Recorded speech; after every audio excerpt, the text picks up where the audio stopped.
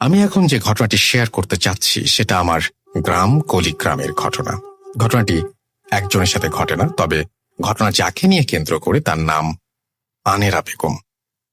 তাকে সবাই দাদি বলে ডাকত। তো মূল ঘটনায় আসা যাক। ঘটনাটি 1998 সালের। আপনারা সবাই ভালোভাবে জানেন যে 1998 সালে প্রচুর পরিমাণে বন্যা হয়েছিল।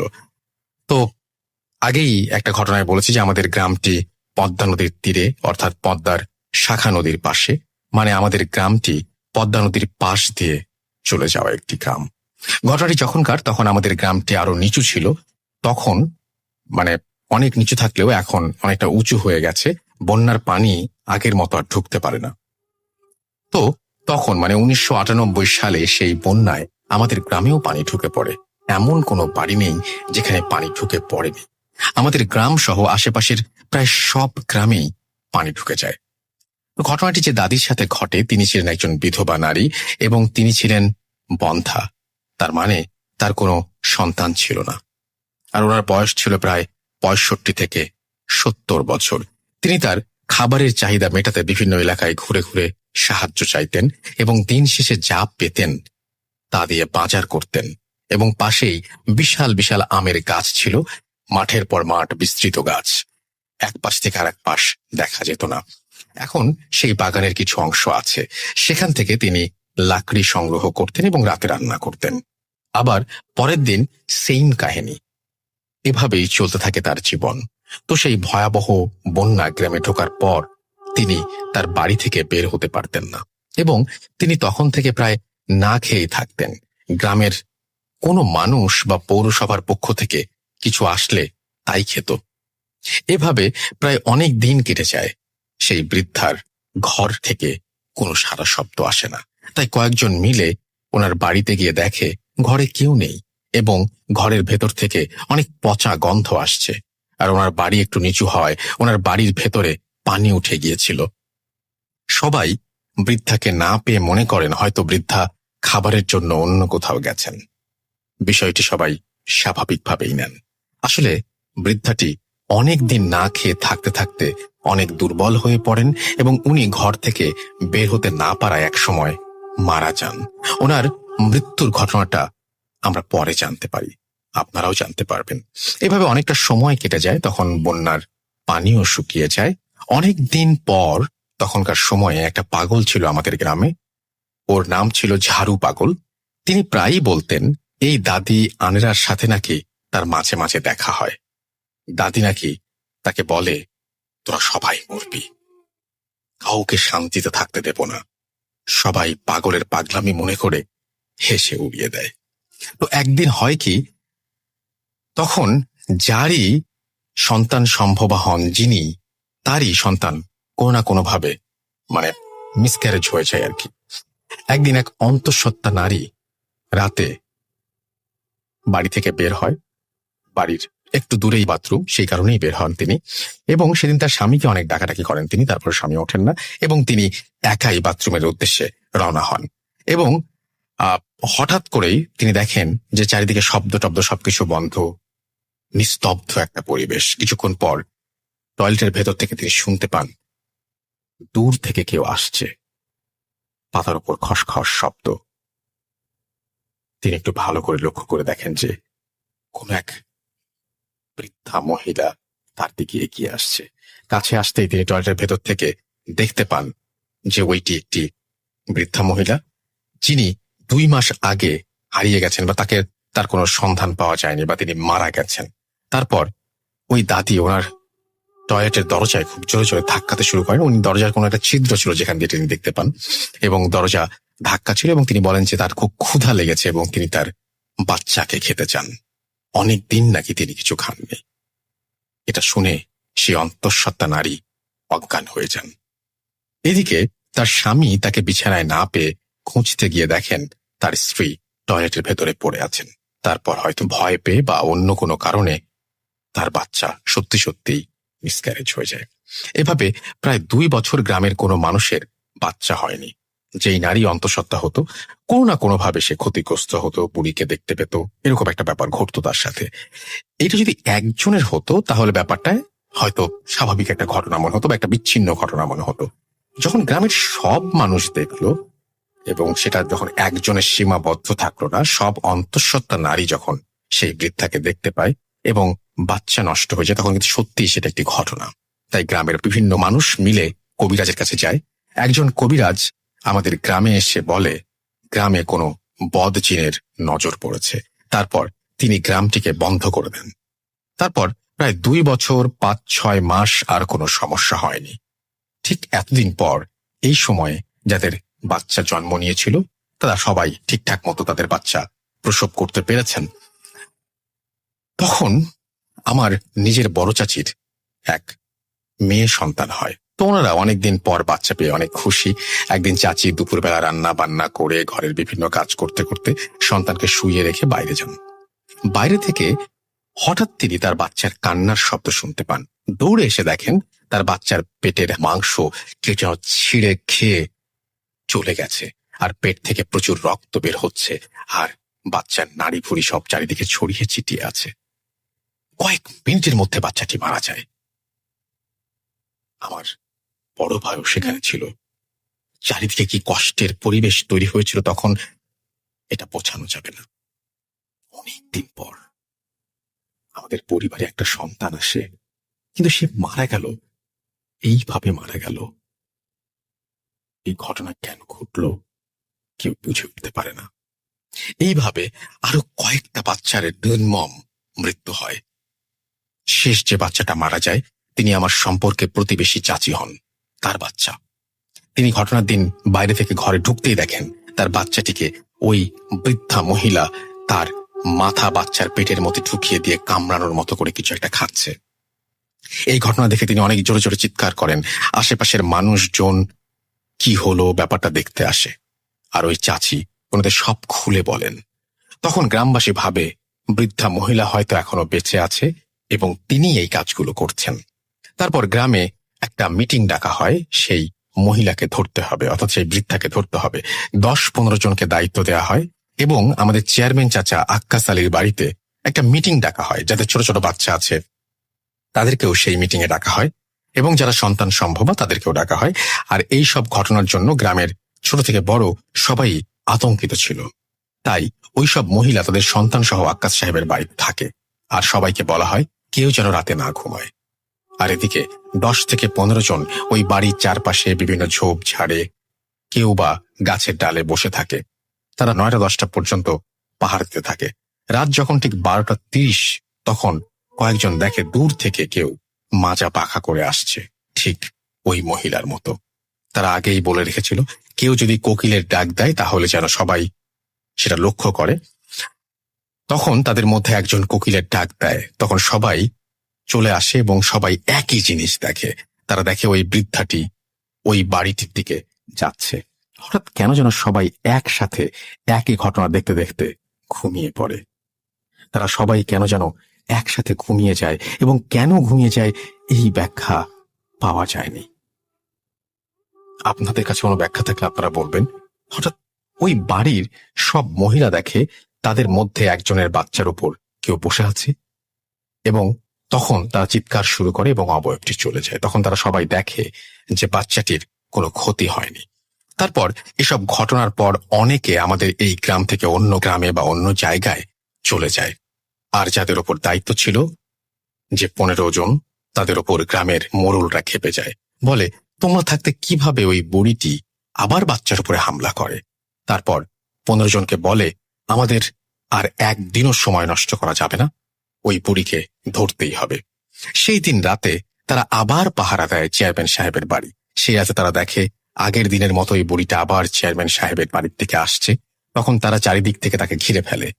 তখন সেই বুড়িটি একটা বিকট আওয়াজ করে হাওয়ায় মিলিয়ে যায়। সকালে রাতের এসব ঘটনা সবাইকে বলা হয় এবং যিনি রাতে এসেছিল সে কখনোই মানুষ হতে পারে না, এটা তারা ধারণা করে, কারণ মানুষ হলে আমাদের ভেতর থেকে পালিয়ে যেতে পারত না। তখন গ্রামবাসী আবার একটা মিটিং ডাকে। এতে সিদ্ধান্ত হয় আবার কোনো হুজুরকে ডেকে এর সমাধান নিতে হবে, না হলে এই গ্রাম ত্যাগ করতে হবে। ঠিক তখনই একজন বয়স্ক ভিক্ষুকের মতো নোংরা পোশাক পরে আছে এমন একজন কেউ তাদের ওখানে আসেন তিনি বলেন, আমি এর সমাধান দিতে পারবো, তবে একটা শর্তে। আমাকে একটি অল্প বয়স্ক মেয়ে দিতে হবে, যেই মেয়েটির শরীরে আমি তাকে হাজির করব। তো সবাই ভাবে ঠিক আছে, আপনি ব্যবস্থা করেন, আমরা অল্প বয়স অর্থাৎ টিনেজার একজন লাগবে, এবং সেই টিনেজ একজনকে তার শরীরেই নাকি সেই বৃদ্ধাকে হাজির করা হবে। এই লোকটি কিন্তু গ্রামের কেউ চেনে না। তখন সবাই খুঁজে আমার বাড়ি একটু 5 মিনিটের পথ একটা বাড়ি থেকে একটা মেয়ের মাঝে ওই লোকটি সেই বুড়ি মহিলাকে হাজির করে, এবং লোকটি প্রশ্ন করে তিনি কেন গ্রামের বাচ্চাদের সাথে এমন জঘন্য অপরাধ করছে। তখন মেয়েটির ভেতর থেকে বলে, 1998 সালে যখন বন্যা হয় তখন তো কেউ আমার খোঁজ খবর নেয়নি, আমি না খেতে পেয়ে মারা গেছি, তারপরও কেউ আমার খোঁজ নেয়নি, আমার লাশ কবর ও জানাজা হয়নি, আমার সাথে এমন অত্যাচার হয়েছে, তাই আমি গ্রামের কাউকে শান্তিতে থাকতে দেব না। তখন সেই লোকটি বলে, কি করলে তুমি শান্তি পাবে বলো, তাই করা হবে, এসব অবুঝ শিশুদের সাথে এমন জঘন্য অত্যাচার তুমি করো না।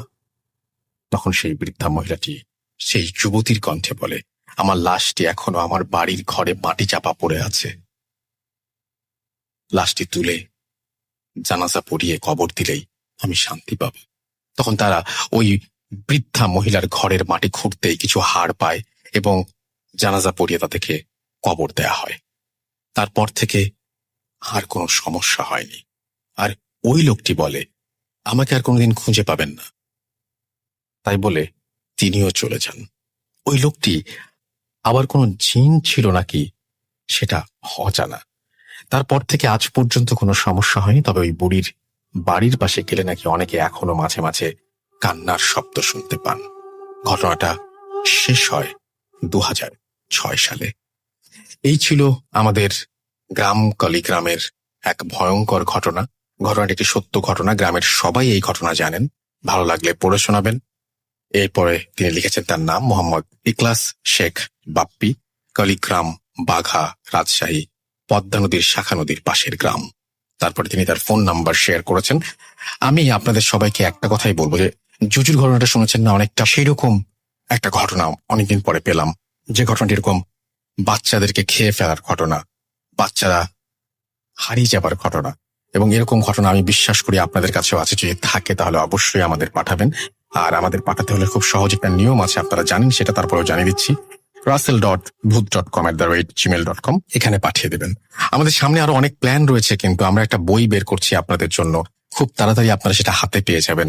আরো বেশ কিছু জিনিস আমরা নিয়ে আসতে চাই আপনাদের জন্য, সেটাও আপনারা খুব দ্রুত হাতে পেয়ে যাবেন। সুতরাং বেশি বেশি ঘটনা পাঠান, যাদের ঘটনা ভালো হবে তাদের ঘটনায় স্থান করে নেবে সেই বইটিতে, এবং আশা করছি আপনাদের যদি পাশে পাই আমরা সামনের দিকে এগিয়ে যাবই, কোনোভাবেই থামব না।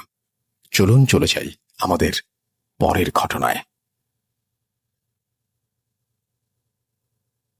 Spirit, be here with me.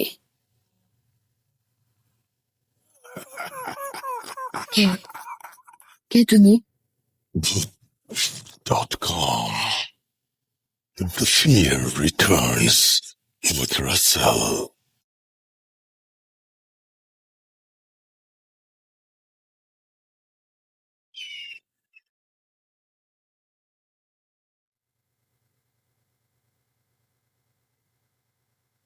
আরো একবার আপনাদের সবাইকে স্বাগত জানাচ্ছি, আমি রাসেল। আশা করছি সবাই ভালো আছেন, ভালোর দলে আছেন, এবং ভূত.com এর সঙ্গে আছেন। আমি এখন যেটা করতে চাই সেটা হচ্ছে, আমি চলে যেতে চাই আমার পরবর্তী ঘটনায়, এবং এই ঘটনাটি আমি পেয়েছি গাইবান্ধা থেকে। আমি বিশ্বাস করি বাংলাদেশের বিভিন্ন জায়গায় ছড়িয়ে ছিটিয়ে আছে এমন অসংখ্য ঘটনা, যে ঘটনাগুলো আমরা এখনো জানতে পারিনি।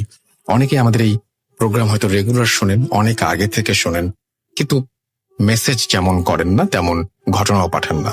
এবং সেটার কারণ হচ্ছে অনেকের মধ্যে অস্বস্তি বোধ আছে, অনেকের সময়ের অভাব রয়েছে, নানা রকমের কারণ রয়েছে। আমি বলবো আপনারা যদি একটু কাইন্ডলি ঘটনা পাঠান তাহলে আমার জন্য খুব সুবিধা হয়। বাংলাদেশের বিভিন্ন জায়গার ঘটনাগুলো, পৃথিবীর বিভিন্ন জায়গার ঘটনাগুলো আমি আসলে আপনাদের সামনে তুলে ধরতে পারি। আর সেই জন্যই আমি চাইবো আপনারা আমাকে ইমেল করুন, যত বেশি সম্ভব ইমেল করুন, আপনার ঘটনা জানিয়ে দিন আমাকে। সেটা আপনার সাথে ঘটতে পারে, আপনার ফ্যামিলির কারোর সাথে ঘটতে পারে। আমি ভাবছি আজকে একটা জমিদার বাড়ির ঘটনা আমি শেষের দিকে শুনিয়ে দেবো আশা করছি। সেই ঘটনাটাও আশা করছি আপনাদের অনেক ভালো লাগবে। যে কথা বলছিলাম যে এখন যে ঘটনাটা আমি প্লে করতে যাচ্ছি সেটি আমাকে পাঠিয়েছেন যিনি, তার বাড়ি গাইবান্ধা এবং তার নানার সাথে ঘটে গিয়েছিল এই ঘটনাটি, এবং সেই ঘটনাটি আমি আপনাদের সামনে উপস্থাপন করতে চাই। চলুন শুনে আসি ঘটনাটি। আশা করছি যে এই ঘটনাটিও আপনাদের অনেক ভালো লাগবে। হ্যালো রাসেল ভাই, জিজ্ঞেস করলাম না আপনি কেমন আছেন, কারণ আপনি বরাবরই ভালো দলে থাকেন। আমি ভূত এফএম এর বিরাট বড় একজন ফ্যান ছিলাম। তো ভূত এফএম বন্ধ হয়ে যাওয়ার পর খুব খারাপ লাগছিল। আপনি আবার আমাদের মাঝে ভূত.com না হাজির হয়েছেন, তো বিষয়টা অনেক ভালো লেগেছে। শুধু আমার না, যারা ভূত এফএম এর ফ্যান ছিল সকলেরই অনেক ভালো লেগেছে। তো আমি কখনো ভূত এফএম এ ঘটনা শেয়ার করি নাই, বা ভূত.com এর মধ্যে কখনো ঘটনা সিন করি নাই। তো এটাই আমার ভূত.com এ শেয়ার করা প্রথম ঘটনা হতে চলেছে। যদি ঘটনাটি সিলেক্ট হয় অবশ্যই আপনি শেয়ার করবেন। ঘটনাটা যদি সিলেক্ট হয়, আমার কাছে আরো অনেক ঘটনা আছে, আমি সেগুলো ইনশাল্লাহ ধীরে ধীরে পাঠানোর ট্রাই করব। তো প্রথমে আমি আমার পরিচয়টা দিয়ে নেই। আমার বাসা গাইবান্ধা জেলার পলাশবাড়ি থানার অন্তর্গত গৈরিঘুরিনবাড়ি নামক একটি গ্রামে। তো ঘটনাটি যে আমার নানার সাথে ঘটে যাওয়া একটা ঘটনা। ঘটনাটি ঘটেছে আজ থেকে প্রায় 30 বছর আগে। তো আমি কথা না বাড়িয়ে আমি আমার ঘটনায় চলে যাই। তো আমার নানার বাসার পরিচয়টা দিই। আমার নানার বাড়ি হলো রংপুর জেলার অন্তর্গত পীরগঞ্জ থানার একটি গ্রামে। তো ঘটনায় চলে যাই। ঘটনা যেদিন ঘটে, অর্থাৎ আমার নানার বাবা দীর্ঘদিন পৃথিবীতে বেঁচে ছিলেন, প্রায় 110 বছর তিনি পৃথিবীতে বেঁচে ছিলেন। তিনি যেদিন মারা যায়, তো তিনি মারা যায় ঠিক সন্ধ্যার দিকে তিনি মারা যায়। তো সন্ধ্যার দিকে মারা যাওয়ার পর আমার নানা, তিনি চিন্তা করলেন তার বাবা মারা গেছে, তো কাফন তো আনতে হবে। তো কথা না বাড়িয়ে তিনি চিন্তা করলেন যে সে নিজেই যাবে কাফন আনতে। তো তার বাসা ছিল গ্রামে, গ্রাম থেকে তাকে কাপড় কিনতে হলে পীরগঞ্জ থানা যে বাজারটা আছে তাকে সেখানে যেতে হবে। তো তার গ্রামটা ছিল অনেক ভিতরে, সেখান থেকে তাকে সাইকেল নিয়ে তিনি রওনা দিলেন কাপড় কেনার। তো তিনি বাসা থেকে বের হলেন সাইকেল নিয়ে, নর্মাল ভাবে তিনি যেভাবে এতদিন পীরগঞ্জ থানায় যে বাজার আছে সেখানে তিনি বাজার করতেন, ঠিক সেইভাবে তিনি রওনা দিলেন বাজার করার উদ্দেশ্যে। সেখানে এসে তিনি কাপড় কিনবে আর কি। তো তিনি বাসা থেকে বের হন, সাইকেল নিয়ে ভালোভাবে বের হন। তো গ্রাম অঞ্চলে রাসেল ভাই আপনি খেয়াল করে দেখবেন যে নদী পারাপারের জন্য সাঁকো থাকে। সাধারণত সাইকেল নিয়ে হোক বা যে কোনো যানবাহন নিয়ে চলাফেরা করার জন্য সাঁকো। তো তিনি সাইকেল নিয়ে বেশ ভালোভাবে সেই সাঁকোর কাছে পৌঁছালেন, এবং সাঁকো পার হয়ে তাকে পৌঁছাতে হবে পীরগঞ্জ থানার যে বাজার আছে সেখানে যেতে হবে। তাকে গেলে ওই সাঁকোটা পার হতেই হবে সাইকেলে। তো তিনি ভাবলেন সাইকেলে যেভাবে পারে সেভাবে যাবে। সাইকেল নিয়ে তিনি যখনই সাঁকোর উপর উঠলেন, তো ওঠার পরে তিনি নর্মালি দেখতে থাকলেন যে সাঁকোটা কাঁপাকাঁপি করতেছে। তো ভাবলেন কাঁপতেই পারে, বাঁশের তৈরি একটা সাঁকো, নর্মাল ভাবে এটা কাঁপতেই পারে। ব্যাপারটা তিনি নর্মাল ভাবে নিয়ে হতেই পারে, এটা সাইকেল নিয়ে উঠতে হতেই পারে। তিনি আর কোনো কিছু না ভেবে সাইকেল নিয়ে ভালোভাবে সাঁকোটা মানে ক্রস করে চলে গেলেন। এভাবে তিনি ভালোভাবে পীরগঞ্জ থানার যে বাজার আছে সেখানে পৌঁছালেন, এবং দোকানে গিয়ে কাপড় কিনলেন। তো কিনে তিনি যখন তার পকেট থেকে টাকা বের করতে যাবেন, দেখেন যে তার পকেটে কোনো টাকা নেই, অথচ তিনি বাসা থেকে টাকা নিয়ে বের হয়েছিলেন। তিনি ব্যাপারটা বুঝতে পারলেন না। তিনি বললেন যে কিভাবে কি হলো, আমি তো পকেটে টাকা নিয়ে বের হলাম। তো তখন সে খেয়াল করলো যে সাগর ওখানে কাঁপাকাঁপি হলো, তখন আমার পকেট থেকে টাকা পড়ে গেছে কিনা। তখন সে ব্যাপারটা ভাবলো হয়তো ওখানেই টাকা পড়ে গেছে। তো দোকানদার তার পরিচিত থাকায় দোকানদার তাকে বললো যে আপনি নিয়ে যান, সমস্যা নাই, পরবর্তীতে যে কোনো সময় এসে আপনি টাকাটা যে কোনো দিন এসে দিয়ে দেবেন, আপনি কাপড় নিয়ে চলে যান। তো উনি দোকানদারের সাথে কথা বলে কাপড় নিয়ে সাইকেল নিয়ে আবার ব্যাক করলেন। ব্যাক করে আবার যখন ওই সাঁকোর কাছে আসলেন, তখন তিনি চিন্তা করলেন যে আহ এখানে তখন আমার টাকাটা পড়ে যেতে পারে, একটু দেখি এখানে বসবে কিনা। তো তিনি দেখলেন যে এক সাইডে টাকাটা পড়ে আছে। টাকাটা যেভাবে তিনি নিয়েছিলেন ওইভাবেই ভাগ করা, এবং ওখানেই টাকাটা পড়ে আছে। তো তিনি টাকাটা ওখান থেকে নিলেন, এবং চিন্তা করলেন এদিক দিয়ে তো শুধু আমি যাতায়াত করি না, অনেকেই যাতায়াত করে, অনেক লোক তো এদিক দিয়ে চলাফেরা করে। তো টাকাটা এখন এইভাবে কি করে থাকলো, টাকাটা তো এখানে থাকার কথা না। তো তিনি আর ভাবলেন না, হয়তো কেউ নেয়নি বা কারো যদি হয়তো করেনি। তিনি ভালোভাবে টাকাটা হাতে নিলেন, টাকাটা হাতে নিয়ে তিনি নর্মাল ভাবে আবার বাসায় আসার জন্য তিনি যে পথটি বেছে নিলেন, ওই পথটি ছিল শর্টকাট একটা পথ, যে তাড়াতাড়ি যেন বাসায় পৌঁছাতে হয়। অলরেডি সে যখন সন্ধ্যায় বের হয়েছিল তখন প্রায় রাত 9টা বাজে। তো গ্রামের মধ্যে রাত 9টা মানে অনেক রাত। অলরেডি কাপড় কিনে নিয়ে তিনি যখন ব্যাক করতেছিলেন, বেরোতে 9টা বেজে গেছে। তার একটু আছে, প্রায় 1 কিলোমিটার গেলেই তার বাসা। তো সেখানে 3 রাস্তার একটা মোড় আছে, 3 রাস্তার মোড়ে একটা বিরাট বড় বট গাছ। আসল ঘটনাটা ঘটে এখানে। তিনি যখন বট গাছের নিচে আছে, হঠাৎ মনে হলো তার সাইকেলটা কেউ আটকায়। সাইকেলটা কেউ দাঁড় করাইছে, যে সাইকেলটা সে পেডাল দিচ্ছে কিন্তু সাইকেল আর আগে যাচ্ছে না। তো সেখানে এসে থেমে গেল। থেমে যাওয়ার পরে মানে থেমে গেছে বলতে কি তার অনুভব হচ্ছে যে সাইকেলটা কেউ আটকাইছে। সে প্যাডাল করতেছে কিন্তু সাইকেল আর আগে যাচ্ছে না। ধীরে ধীরে সে খেয়াল করলো যে তার শরীরের উপর তার আর কোনো কন্ট্রোল শক্তি নাই। সে প্যাডালও করতে পারতেছে না, প্লাস সাইকেলটা এগিয়ে নিয়ে সেটা তো সম্ভবই হচ্ছে না। তো হঠাৎ সে লক্ষ্য করলো যে সাইকেল সহ তার দেহটা, মানে তিনি নিজে সাইকেলের উপর বসে আছেন, সাইকেলটা সহ, এবং তিনি নিজে উপরে উঠে যাচ্ছেন, মাটি থেকে অনেক উপরে উঠে যাচ্ছেন। ধীরে ধীরে তিনি বিষয়টা খেয়াল করতে থাকলেন যে তিনি বট গাছের একটা ডালের উপর ধীরে ধীরে উঠে গেলেন মাটি থেকে, অটোমেটিক। তিনি বুঝতে পারলেন না তার সাথে কি করতেছে, যে এটা কি করে সম্ভব, এটা কি করে হতে পারে, যে কেউ নাই এখানে, কাউকে আমি দেখতেছি না, আমি কি করে উঠে যাচ্ছি। তো তিনি হঠাৎই নিজেকে দেখতে পেলেন যে মাটি থেকে তিনি বট গাছের উপরে অলরেডি উঠে গেছেন। হয়তো তার মানে তিনি চিল্লাবেন না কি করবেন এটা তার মনে আসতেছিল না, তার আর কোনো শক্তি পাচ্ছিল না, যে তার নিজের দেহকে কন্ট্রোল করবে এই শক্তিটা নাই। প্লাস সাইকেলের উপরে সে অলরেডি বসে আছে, এইরকম অবস্থাতেই সে বট গাছের একটা ডালার উপরে উঠে গেছে। তো তখন সে মনে মনে ভাবতে থাকলো যে আমি নিজেকে তো বাঁচাতে হবে, এইভাবে তো আমি কি হবে, এখানে কি ঘটতে চলেছে আমার সাথে, আমি তো কিছু বুঝতে পারছি না। তখন সে মনে মনে যতটুকু পারে যে দোয়া পড়তে পারে তিনি মনে মনে সব মানে উচ্চারণ করতে থাকলেন, বা যতটুকু পারে পড়তেছিলেন। তো হঠাৎ পড়তে পড়তে তিনি খেয়াল করলেন যে তার শরীরে আবার শক্তি ফিরে আসছে। যে নর্মাল ভাবে ছিলেন সেই নর্মাল ভাবে তার শরীরে শক্তি ফিরে আসতেছে, প্লাস স্বাভাবিক হচ্ছে। তো স্বাভাবিক হতে হতে হঠাৎ করে তিনি বটগাছ থেকে নিচে পড়ে যান, একদম সাইকেল সহ। তিনি বটগাছ যে ডালে ছিলেন ওখান থেকে নিচে পড়ে যান। সাইকেলটা একদিকে পড়ে যায়, তিনি আরেকদিকে পড়তে, সাইকেলটা পড়ে যাওয়ার সঙ্গে সঙ্গে ভেঙে যায়। প্লাস তার এক পা এক সাইড হয়ে তিনি পড়ে যায়, এক কাঁধ হয়ে পড়ে যাওয়ার ফলে তার এক হাত তার শরীরের নিচে পড়াতে সে হাতটা ভেঙে যায়। তারপর যে পাশ হয়ে পড়ে ওই পাটা ভেঙে যায়। তো তিনি আর ওখান থেকে উঠে দাঁড়ার মতো তার আর কোনো শক্তি ছিল না। তো ওখানে তিনি চিল্লাচিল্লি করেন।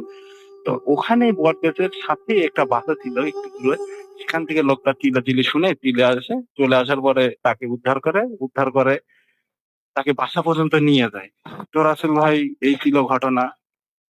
তারপর সেখান থেকে তাকে নিয়ে যাওয়ার পরে তিনি বাসায় ভালোভাবে যান। তাকে ঘটনা সব এই লোকটাকে বলেন যে এই ঘটলো। লোকটা বলে যে এখানে অনেকের সাথে অনেক ঘটনাই ঘটে থাকে, ব্যাপারটা সেটা কঠিন কিছু না। এটা নর্মাল ভাবেই তিনি তাকে বোঝালেন, তাকে সান্ত্বনা দেওয়ার চেষ্টা করলেন। তো তাই ওই লোকটা কি তাকে আমার নানাকে ধরে ধরে ভালোভাবে বাসায় নিয়ে গেলেন। তো রাসেল ভাই, এই ছিল মূল ঘটনা, যেটা আমি বলতে চাচ্ছিলাম। আজকের মতো এই ঘটনাটা আমি শেয়ার করতে চাচ্ছি। যদি ঘটনাটি আমার সিলেক্ট হয় বা প্রচার করার মতো হয় তো ঘটনাটি প্রচার করবেন। পরবর্তীতে আমার কাছে আরো অনেক ঘটনা আছে, ঘটনাটি যদি সিলেক্ট হয় ইনশাল্লাহ আমি আমার ঘটনাগুলো কাছে আছে, এই ঘটনাগুলো ধীরে ধীরে আপনার সাথে শেয়ার করব। আমি আর কথা না বাড়াই, রাসেল ভাই, ভূত.com দীর্ঘজীবী হোক। একটা ভালো প্রোগ্রাম যা আমাদেরকে এই করোনার মতো একটা সময়ের মধ্যেও আমাদের মাঝে কিছুটা সময় হলেও ভালো বিনোদন দিয়ে থাকে, বা ঘটনাগুলো শুনি আমাদের ভালো লাগে। রাসেল ভাই, আমি চাই ভূত.com দীর্ঘজীবী হোক, এইভাবেই আপনি আমাদের পাশে থাকেন। ভালো থাকেন। খোদা হাফেজ।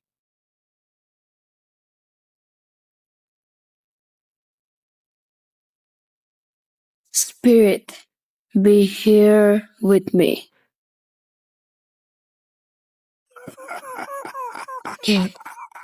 কে তুমি? Geek.com. The fear returns with Russell.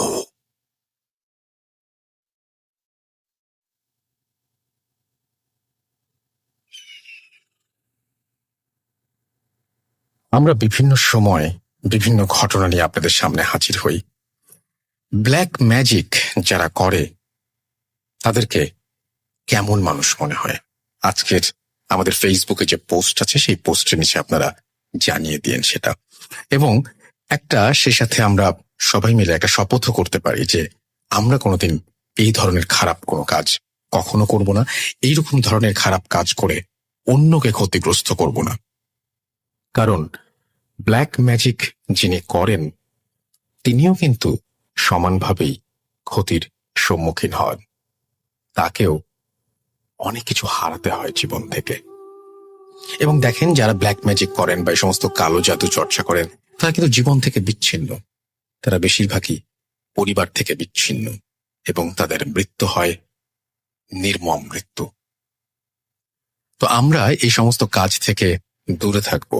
তবে যারা এই সমস্ত ঘটনা ঘটিয়েছেন সেই সমস্ত ঘটনার কোনো তথ্য বা কোনো বিবরণ যদি আপনার জানা থাকে তাহলে অবশ্যই আমাদেরকে ইমেইল করবেন। আমাদের ইমেল অ্যাড্রেস হচ্ছে russell.booth.com@gmail.com।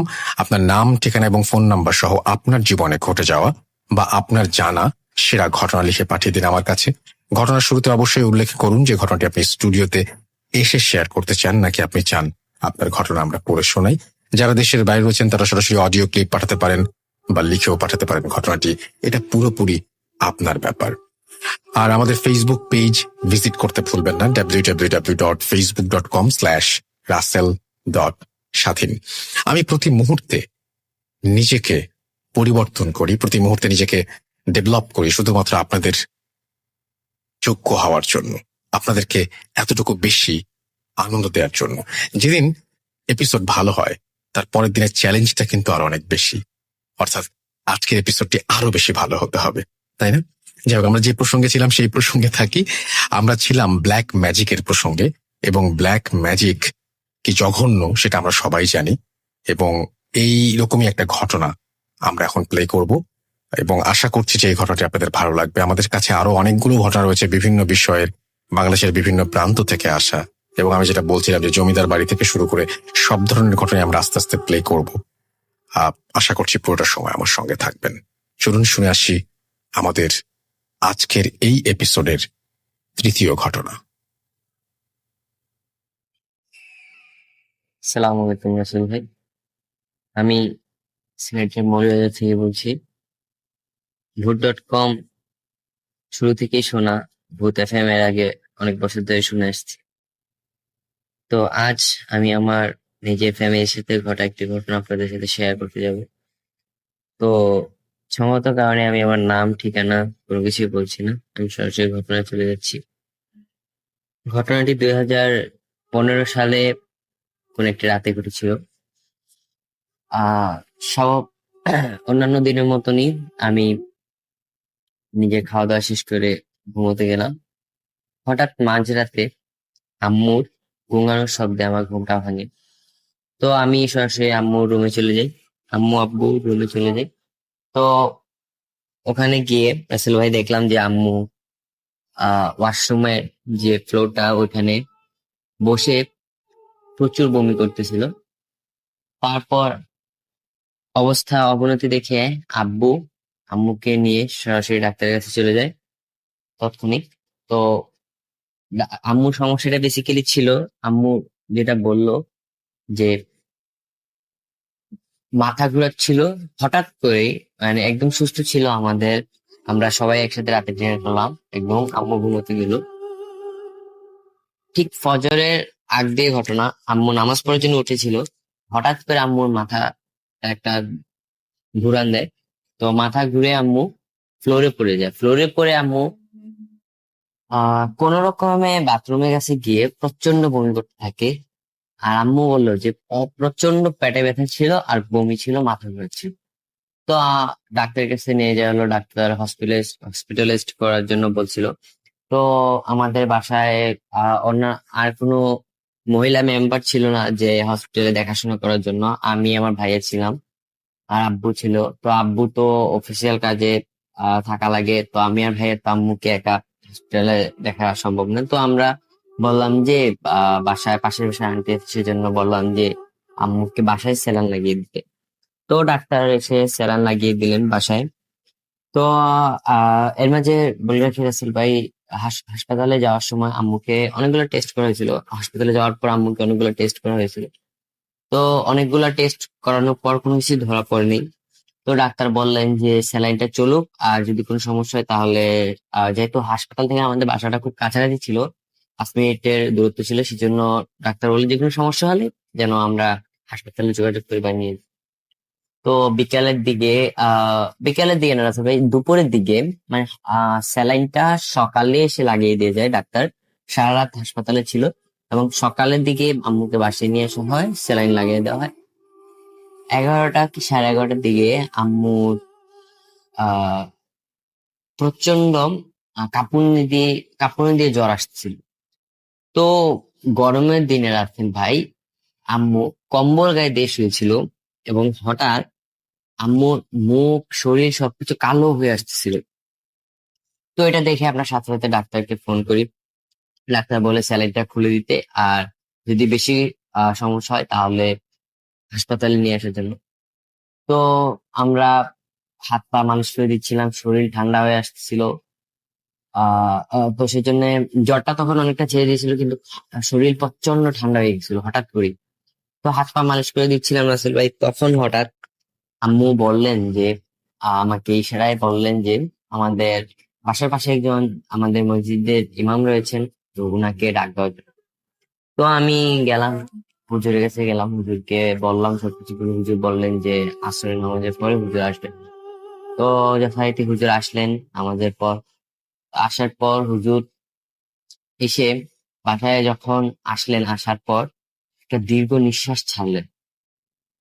তারপর হুজুর আম্মুকে দেখলেন, দেখে একটা বোতলে পানি পড়া দিলেন, আর একটা তাবিজ দিলেন, আর বললেন যে পানি পড়াটা যখন খাবে, পানিটা হুজুরের যে পানিটা দিয়েছেন সেটা যখন খাবে, সে পানিটা মানে একটা নির্দিষ্ট টাইমে পানিটা খেতে হবে। ধরেন যদি 4টার দিকে খাওয়া হয়, ঠিক 2 ঘন্টা পর, মানে যখনই খাবে ঠিক 2 ঘন্টা পরেই পানিটা খেতে হবে, 1 মিনিটও লেট করা যাবে না। এবং তাবিজটা সাথে রাখতে হবে। আর হুজুর বলছিলেন যে 3 দিনের মধ্যে ঠিক হয়ে যাবে, 3 দিন পরে হুজুর যেন আম্মু যেন হুজুরের সাথে দেখা করে। তো এরকমই ওষুধ, তারপর হুজুরের পানি একসাথে চলছিল সবকিছু। তো আল্লাহ রহমতে 3 দিনের ভিতরে আম্মু সম্পূর্ণ সুস্থ হয়ে যায়। তো আম্মু হুজুরের কাছে আবার যান। তো যাওয়ার পর হুজুর বললেন যে কিছুদিন আগে তোমাদের এই ফ্যামিলির একজন তোমাদের বাসায় আসছিল। তো বললে রাখি রাসেল ভাই যে আমাদের ফ্যামিলিতে আম্মু অসুস্থ হওয়ার আগের দিন আমাদের ফ্যামিলিরই একজন মেম্বার, আমি তার নাম উল্লেখ করছি না, সে আমাদের বাসায় এসেছিল। আসার পর আমাদেরকে দেখে শুনে, মানে আমাদের সাথে আসার পর যেহেতু আমাদের আত্মীয়র মধ্যে, তো আসেন, আসার পর আড্ডা টাড্ডা দেন, তারপর চলে যান নর্মালি একদম। হুজুর বলেন উনি যখন আসছিল উনার সাথে উনি কি বলবো রাসেল ভাই, আসলে এটা বলতে আমার গাটা কাটা দিয়ে উঠে রাসেল ভাই, উনি নাকি কবর থেকে মাটি, মানে সদ্য দাফন করা কবর থেকে মাটি, উনি উলঙ্গ অবস্থায় ওই মাটিটা আনে এবং ওটা দিয়ে নানা রকম রিসোর্সের মাধ্যমে ব্ল্যাক ম্যাজিক করায়। আর ব্ল্যাক ম্যাজিক যার মাধ্যমে করায় সেটা হচ্ছে আসামের এক তান্ত্রিকের মাধ্যমে করায়, এবং এটা এমন ভাবে করায় যে ঠিক সময়, মানে 2 ঘন্টা পর পর আম্মুর অবস্থা আরো অবনতি হবে। তো হুজুর বলে যে এতক্ষণে আম্মুর, মানে যদি হুজুর বলেন, যখন বলেন যে হুজুর যখন দেখতে গিয়েছিলেন তখন এতক্ষণে আম্মুর মরে যাওয়ার কথা, কিন্তু একমাত্র আল্লাহ তাআলা, কারণ ভাই রাসেল ভাই আমরা সবাই জানি যে বাচ্চা মরা সবই আল্লাহর হাতে। আর হুজুর যেটা বললেন যে যেই তাবিজটা করা হয়েছে, যে ব্ল্যাক ম্যাজিকটা করা হয়েছে, অতক্ষণে আম্মুর মরে যাওয়ার কথা, কিন্তু আম্মু 5 ওয়াক্ত নামাজ পড়তো, সবসময় কোরআন তেলাওয়াত করতো, সেজন্য আল্লাহর অশেষ রহমতে আম্মু এখনো পর্যন্ত শত কষ্ট সহ্য করার পরও টিকে রয়েছেন। এবং হুজুর বললেন যে এটা ভাঙা হুজুর পক্ষে অনেক কষ্টকর ছিল হুজুর। তো এটা ভাঙার পর রাসেল ভাই, তো আম্মু আহ চলে আসলেন বাসায়। বাসায় আসার পর আম্মু অনেকটা, আমরা সবাই ভেঙে পড়ি যে রাসেল ভাই আমাদের ফ্যামিলিরই একজন মেম্বার ফ্যামিলিগত শত্রুতার কারণে এত খারাপ একটা কাজ করবে। আর রাসেল ভাই এটা যে, মানে উনাকে গিয়ে বলা হবে বা উনাকে কোনো আইনি ব্যবস্থার মাধ্যমে কোনো কিছু করা হবে রাসেল ভাই, সেটা আসলে ভাই কোনোভাবে হয়ে উঠছিল না। কারণ রাসেল ভাই এগুলা প্রুফ কারোর সাথে, অনেক কেউ বিশ্বাস করে রাসেল ভাই, কেউ বিশ্বাস করে না, এগুলা প্রুফ হিসেবেও মানা হয় না রাসেল ভাই। আর এটা কোনো বিচারও নাই। তো যে করছে সে তো কুফুরি করছে রাসেল ভাই। আমরা তো রাসেল ভাই এটা ইসলামিক মাইন্ডে, ইসলামিক শরীয়তের মধ্যে থেকে সেটা ফেস করতে হইতেছে, সেটাকে প্রতিরোধ করতে হইতেছে রাসেল ভাই। তো উনি এখন পর্যন্ত রাসেল ভাই, এখন পর্যন্ত উনি সেই করেই যাচ্ছে রাসেল ভাই। আর আমরা অসহায়ের মতো শুধু রাসেল ভাই সেটাকে সাফার করে যেতেছি রাসেল ভাই। এখনো আমাদের বাসায় অনেক অবিশ্বাস্যকর ঘটনা ঘটে, ফ্যামিলি মেম্বারের মধ্যে পরিবর্তন হঠাৎ করে চলে আসে। সবাই হঠাৎ করে রাগান্বিত হয়ে যায় একজন আরেকজনের উপর। তো রাসেল ভাই মানে যে মানে একটা মানুষের কতটা বিকৃত মস্তিষ্ক হলে একটা মানুষ আর একটা মানুষের উপর এই ধরনের আচরণ করতে পারে ভাই, আসলে রাসেল ভাই এটা আমার বোধগম্য আসে না যে কিভাবে মানুষ এটা করে। আর রাসেল ভাই যারা সাফার করে তারাই বুঝতে পারে যে ভাই এটা আসলে কতটা কষ্টকর, কতটা কষ্টদায়ক। রাসেল ভাই একটা এমন একটা মাস নয় যে রাসেল ভাই যেটা আমাদের ফ্যামিলিতে ব্ল্যাক ম্যাজিক করার পরে কোনো একটা প্রভাব পড়ে না। হয়তো ফ্যামিলি মেম্বারদের মধ্যে আমরা যারা ভাই আছি, আব্বু আছে, আম্মু আছে, ওদের মধ্যে ঝগড়া হয় বা আমরা কথা শুনি না আমাদের বাবা মার। তো রাসেল ভাই এইভাবে এরকম ভাবে চলতেছে দিনের পর দিন। আমাদের জন্য দোয়া করবেন। আর যদি কোনো আপনার কাছে ভালো সাজেস্ট থাকে যে কোনো একটা ভালো হুজুরকে দিয়ে আমরা একটা পার্মানেন্ট কোনো একটা করতে পারবো, তাহলে আমাকে অবশ্যই জানাবেন রাসেল ভাই। এই ছিল আমার ঘটনা। ভোট.com দীর্ঘজীবী হোক। ধন্যবাদ রাসেল ভাই। আল্লাহ হাফিজ।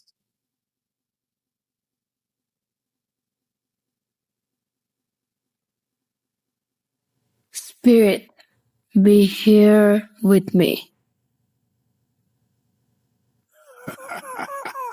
কে কে তুমি? Book.com. The fear returns with Russell.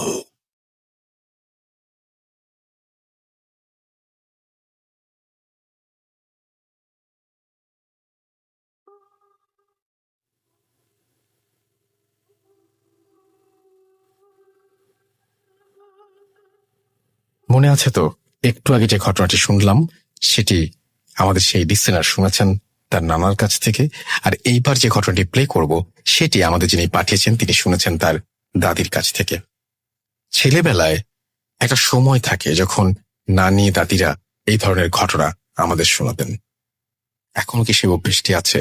আমি যখন শুরু করেছিলাম তখন আমার মধ্যে এই ব্যাপারটা খুব কাজ করেছিল যে আমরা মায়ের কাছ থেকে, নানা নানির কাছ থেকে, দাদা দাদির কাছ থেকে যে ঘটনাগুলো শুনি সেই ঘটনাগুলো যদি আমরা আবার শুনতে পারি নতুন করে তাহলে মন্দ কি। এবং আপনারা ভালোবেসে আমাকে স্থান দিয়েছেন আপনাদের মনে, সেজন্য আপনাদেরকে অনেক অনেক অনেক অনেক ধন্যবাদ। এবং আমি সেইখান থেকেই আমার প্রেরণা পাই সামনে এগিয়ে যাবার। তো আমি যেটা বলছিলাম যে নানি দাদিরা যে ঘটনাগুলো বলেন সেই ঘটনাগুলো নিয়ে আমরা কি কখনো ছোটবেলায় সন্দেহ প্রকাশ করেছি? আমাদের কখনো মনে হয়েছে যে ঘটনাটা ঠিক যিনি বললেন, যা বললেন এটা হয়তো ঠিক না বা উনি মিথ্যা বলছেন, এইরকম কোনো কিছু কি কখনো মনে হয়েছে বা মাথায় এসেছে? আমার মনে হয় না। আমরা কিন্তু পুরোটা সময় উপভোগ করেছি। আমিও তাই বলবো যে এই ঘটনাটিও যখন আপনি শুনবেন তখন উপভোগই করবেন। প্রতিটি ঘটনার কথাই বলছি, শুধুমাত্র এই ঘটনাটি বলছি না, প্রতিটি ঘটনা। এবং ঘটনাটি আরো চমৎকার ভাবে মানে শোনার জন্য যে একটা আয়োজন যদি দরকার হয় সে ধরনের আয়োজনও করে নেবেন। অনেকে আমি শুনেছি যে স্পিকারে শোনেন, অনেকে আমি শুনেছি সবাই মিলে শোনেন। একা শুনলে যদিও ভয়টা আরো বেশি লাগে। যাই হোক, আমি কথা বলবো না, কারণ আমার কথা শুনতে আপনাদের নিশ্চয়ই ভালো লাগছে না, আপনারা শুনতে চান ঘটনা। আমরা চলে যাচ্ছি সরাসরি আমাদের আজকের পরবর্তী ঘটনায়। আউযু বিল্লাহি মিনাশ শাইতানির রাজিম। বিসমিল্লাহির রহমানির রহিম। আসসালামু আলাইকুম রাসেল ভাই। আসসালামু আলাইকুম লিসেনার্স। সবার দোয়াতে ভালো আছি। রাসেল ভাই, আপনি সবসময় ভালোর দলে থাকেন। ভালোর দলে থাকাটাও একটা ভাগ্যের ব্যাপার। সারা জীবন আপনার জন্য দোয়া করি আপনি যেন ভালোর দলেই থাকেন। রাসেল ভাই, এখন যে ঘটনাটা বলতেছি এইটা আমার দাদির সাথে ঘটে যাওয়া ঘটনা। আমার দাদির নাম নূরজাহান বেগম। আর এটা ঘটনাটা খুবই মর্মান্তিক একটা ব্ল্যাক ম্যাজিকের ঘটনা রাসেল ভাই, যেটা আমি আমার বাবার মুখ থেকে শুনে সংগ্রহ করে আপনাকে শেয়ার করছি। খুবই মর্মাহত একটা ঘটনা। যাই হোক রাসেল ভাই, আমার আগের ঘটনাটা বলার জন্য আপনাকে অনেক ধন্যবাদ। এটা আমার দ্বিতীয় ঘটনা। তো রাসেল ভাই, এটা অনেক আগের ঘটনা। ঘটনাটা ঘটে 1952-53 সালের দিকে। তখন আমার বাবা ছোট, বাবা জন্মগ্রহণ করে। আমার বাবাদের 4 ভাই 3 বোন। পরবর্তীতে দাদা আবার বিয়ে করার কারণে আরো 2 বোন ওই ঘরে জন্মগ্রহণ করে। তো যাই হোক রাসেল ভাই, আমার ঘটনার মাধ্যমে আপনি বুঝতে পারবেন পরবর্তীতে তাদের ভাই বোনের বিষয়টা। তো আমার বাবা কলেজে ফার্স্ট ইয়ারে। তো ওই সময় হঠাৎ করে একদিন সন্ধ্যাবেলা আব্বা দাদা তখন তারা হাট করতো। হাটে হাটে যে মালামাল বিক্রি করতো, আমাদের কাপড়ের বিজনেস ছিল, এখনো আছে, এটা আমাদের পৈতৃক বিজনেস। তো সেই আমলে তো গাড়ি ঘোড়া তেমন ছিল না, গরু গাড়ি বা ঘাড়ে করেই মালামাল নিয়ে অনেক পথ, 10-15 কিলো পথ হেঁটে যে হাট করে আবার ফিরে আসতে হয়তো রাসেল ভাই। তো এরকম একটা হাটের দিনে বাসায় কেউ নাই, দাদি আর ছোট ছোট বাচ্চারা। তো হঠাৎ করে দাদি মানে রান্না বান্না করে উঠোনের মধ্যে আসছে, আসার পরে হঠাৎ করে আর দাদিকে পাওয়া যায় না, পাওয়া যায় না, পাওয়া যায় না, পাওয়া যায় না, পাওয়া যায় না। অনেক খোঁজাখুঁজির পর 2 দিন পরে বাড়ির পাশে একটা বাঁশের ঝাড় ছিল, সেই বাঁশের ঝাড়ে কয়েকজন মানুষ দেখতে পায়, তাকে বাসায় নিয়ে আসে। তো বাসায় নিয়ে আসার পর থেকে তার প্যারানর্মাল অ্যাক্টিভিটিস শুরু হয়ে যায়। সে কোনো কথা বলতে পারে না, সে এক প্রকারে গঙ্গাগঙ্গি করে, অনেক ছটফট করে, অনেক কষ্ট হচ্ছে এরকম বোঝা যায়। তো আব্বা তখন দোয়া কালাম পরে দাদিকে ফু দেয়, ফু দেওয়ার পরে আয়তাল কুরসি 100 বার পাঠ করে ফু দেয়। তারপরে একটু ঠান্ডা হইলে আব্বা কোরআন শরীফ বাইর করে দাদির বুকের উপরে নিয়ে পড়ে। যতক্ষণ কোরআন শরীফ পড়ে ততক্ষণ ভালো, কিন্তু রাত যত বেশি হইতে থাকে দাদির অবস্থা আরো খারাপ হইতে, দাদি কিছু বলতে পারে না, শুধু গঙ্গায়। তো আব্বা এই ইনসিডেন্টটা দেখার পরে অনেক কবিরাজের কাছে যায়। প্রায় আমাদের দিনাজপুরের উত্তরবঙ্গে যত ভালো কবিরাজ আছে, যত ভালো আলেম ওলামা আছে, সবাইকে উনি ঠকাইছে। তো একদিন একটা ভালো হুজুরকে আব্বা বাসায় আনে। তো ও হুজুর বাসায় এখনো ঢোকেই নাই রাসেল ভাই। দরজাতে পা দিয়ে যেই 1 পা দিছে, দেওয়ার পরে সঙ্গে সঙ্গে পাটা ঘুরত নিয়ে নিছে। উনি আর ভেতরে যায় না, কয় না এখানে অনেক বড় সমস্যা আছে, এটা আমার দ্বারা হবে না। এনাকে বোবাকালি সাধন করে বান মারছে, যার কারণে আর এটা কোনোভাবেই পসিবল না, এটা সম্ভব না। আরেকটা বিষয় রাসেল ভাই, যখন পূজা হয়, এক কথায় কালী তো হিন্দু সম্প্রদায়ের, তো যখন পূজা হয়, যে কোনো পূজা, যেমন কালী পূজা, দুর্গা পূজা, সরস্বতী পূজা, এই পূজাগুলোর সময় আমার দাদিকে বাসায় রাখা যায় না। উনি এক প্রকারে মনে করেন যে এমন একটা অবস্থা হয়, উনি আন্দাজে নাচতে থাকে, নাচতে নাচতে কাপড় খুলে চলে যায়, বাসায় রাখা যায় না। ওই বের হতে হতে একদম পূজা মণ্ডপে যায় নাচানাচি শুরু করে। আমার আব্বা আবার কাপড় চোপড় নিয়ে যায়, নানিকে পড়ায়, আবার কোনো রকমে ধরে বাসায় নিয়ে আসে, আবার সেই রকম রিচুয়াল করে, দোয়া কালাম পড়ে, বুকের উপরে কোরআন শরীফ বের করে পড়ে। এইভাবে করে কিছুদিন দিন যাচ্ছে। তো এক পর্যায়ে এই ইনসিডেন্ট শুরু হয় রাসেল ভাই, আসলে আমার দাদিকে যে পান মারছে, ইনি খুবই একটা খারাপ মানুষ।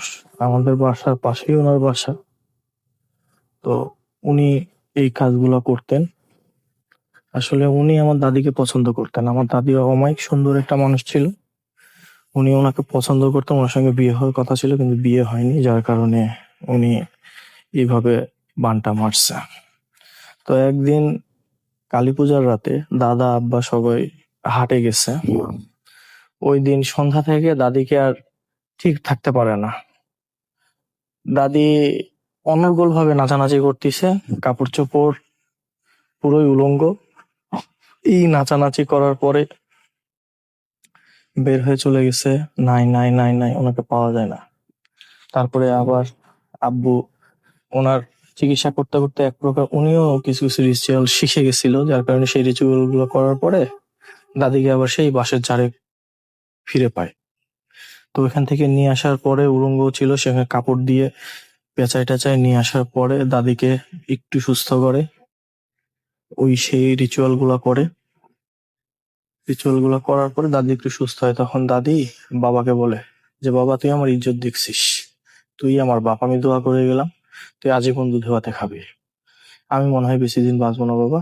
তুই আমার যে খেদমত করছে আল্লাহ পাক তোকে কখনো ঠেকাবে না, তুই অবশ্যই জান্নাত পাবি বাবা। তো এইরকম কষ্ট ভোগ করতে করতে আমার দাদি এক প্রকারে মারা যায়। তারপরে জানতে পারা যায় যে আসলে এই কাজটা কে করছে বা কেন করছে। তো রাসেল ভাই, আসলে ব্ল্যাক ম্যাজিক এমন একটা খারাপ জিনিস। এখন তো আমাদের বাংলাদেশে বা পৃথিবীতে মানুষকে মারতে অস্ত্রের প্রয়োজন হয় না, টেকনোলজিক্যাল ওয়েপন গুলো দিয়ে মানুষকে মারা হচ্ছে। যেমন ধরেন corona, swine flu, bird flu, এরকম। তো আগের যুগে তো এরকম কিছু ছিল না। আগের যুগে এই জিনিসটাই খুবই প্রচলিত ছিল এবং খুব কাজে দিত, যার কারণে মানুষরা হিংসার বশে, অহংকারের বশে, কোনো কিছু পাওয়ার লোভে এই কাজগুলা করত। আসলে যারা এই ধরনের ব্ল্যাক ম্যাজিকের মধ্যে পড়ে, তারাই এই কষ্টটা কেমন করে সাফার করে শুধু তারাই জানে রাসেল ভাই। তো আমার বাবা আসলে এই ব্যাপারটাতে খুবই মর্মাহত। আমার বাবা এক প্রকারে এই ঘটনাটা বলতে বলতে কেঁদেই বলছিল, আসলে হাজার হলেও মা, মা যদি চোখের সামনে এভাবে তিলে তিলে মারা যায়, কে সহ্য করবে রাসেল ভাই। যাই হোক, ঘটনাটা যদি ভালো লাগে তাহলে লিসেনারদেরকে জানাবেন।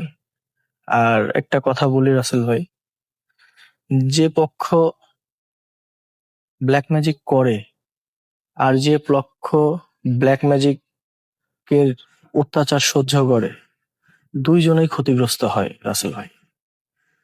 যে আমার দাদিকে ব্ল্যাক ম্যাজিক করছিল, যেটাই বোবাকালী সাধন করে যে বানটা মারছিল, সে বেচারা যখন মারা যায়, সে প্রায় অনেক কষ্ট করে মারা গেছে। সে মরার আগে বেডে, মনে করেন যে পায়খানা করে বেড থেকে উঠতে পারে না, অনেক একটা হিজিবিজি অবস্থা, অনেক অবহেলার মাধ্যমে সে মারা গেছে। তার মারা যাওয়ার সময় কবরে তেমন একটা মানুষও হয় নাই, জানাজাতে খুব কম মানুষ জানতো আগে থেকে যে উনি একজন খারাপ মানুষ। আর ওনার, আমাদের বাড়ির পাশে দেওয়ালে বাসা, তো ওনারও কতগুলো রিচুয়ালের ঘটনা আছে, এগুলো আমার নিজের চোখে দেখা। রাসেল ভাই, এগুলো আমি যদি পারি আপনাকে শেয়ার করব। থ্যাংক ইউ রাসেল ভাই, ভালো থাকবেন, দোয়া করবেন। Long live ভূত.com।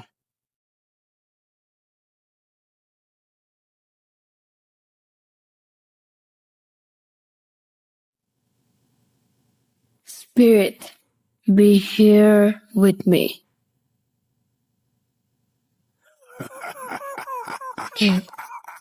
কে তুমি? Boot.com. The fear returns with Russell.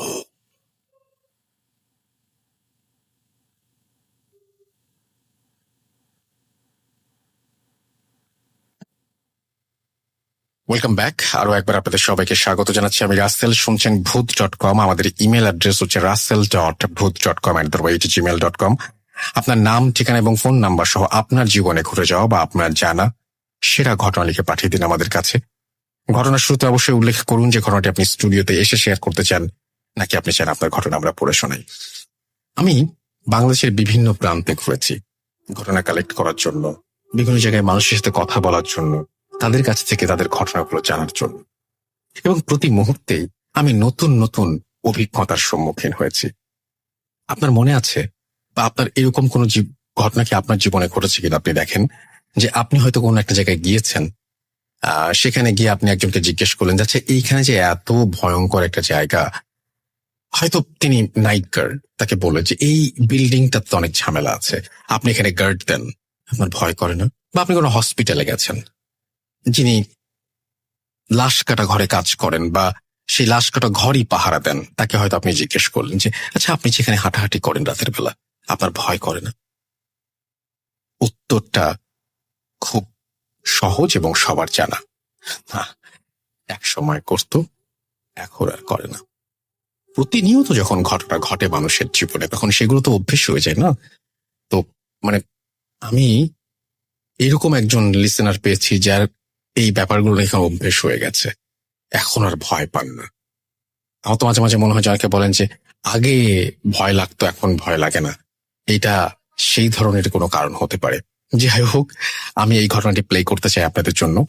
এক সময় ভয় পেতেন, এখন ভয় পান না। কিন্তু ঘটনাগুলো চলমান। তার ঘটনা শুনে, চলমান ঘটনা শুনে আপনার কি ভয় লাগে? শুনে দেখুন। হ্যালো, আসসালামু আলাইকুম রাসেল ভাই। আশা করি আপনি আল্লাহর অশেষ রহমতে ভালো আছেন এবং সুস্থ আছেন।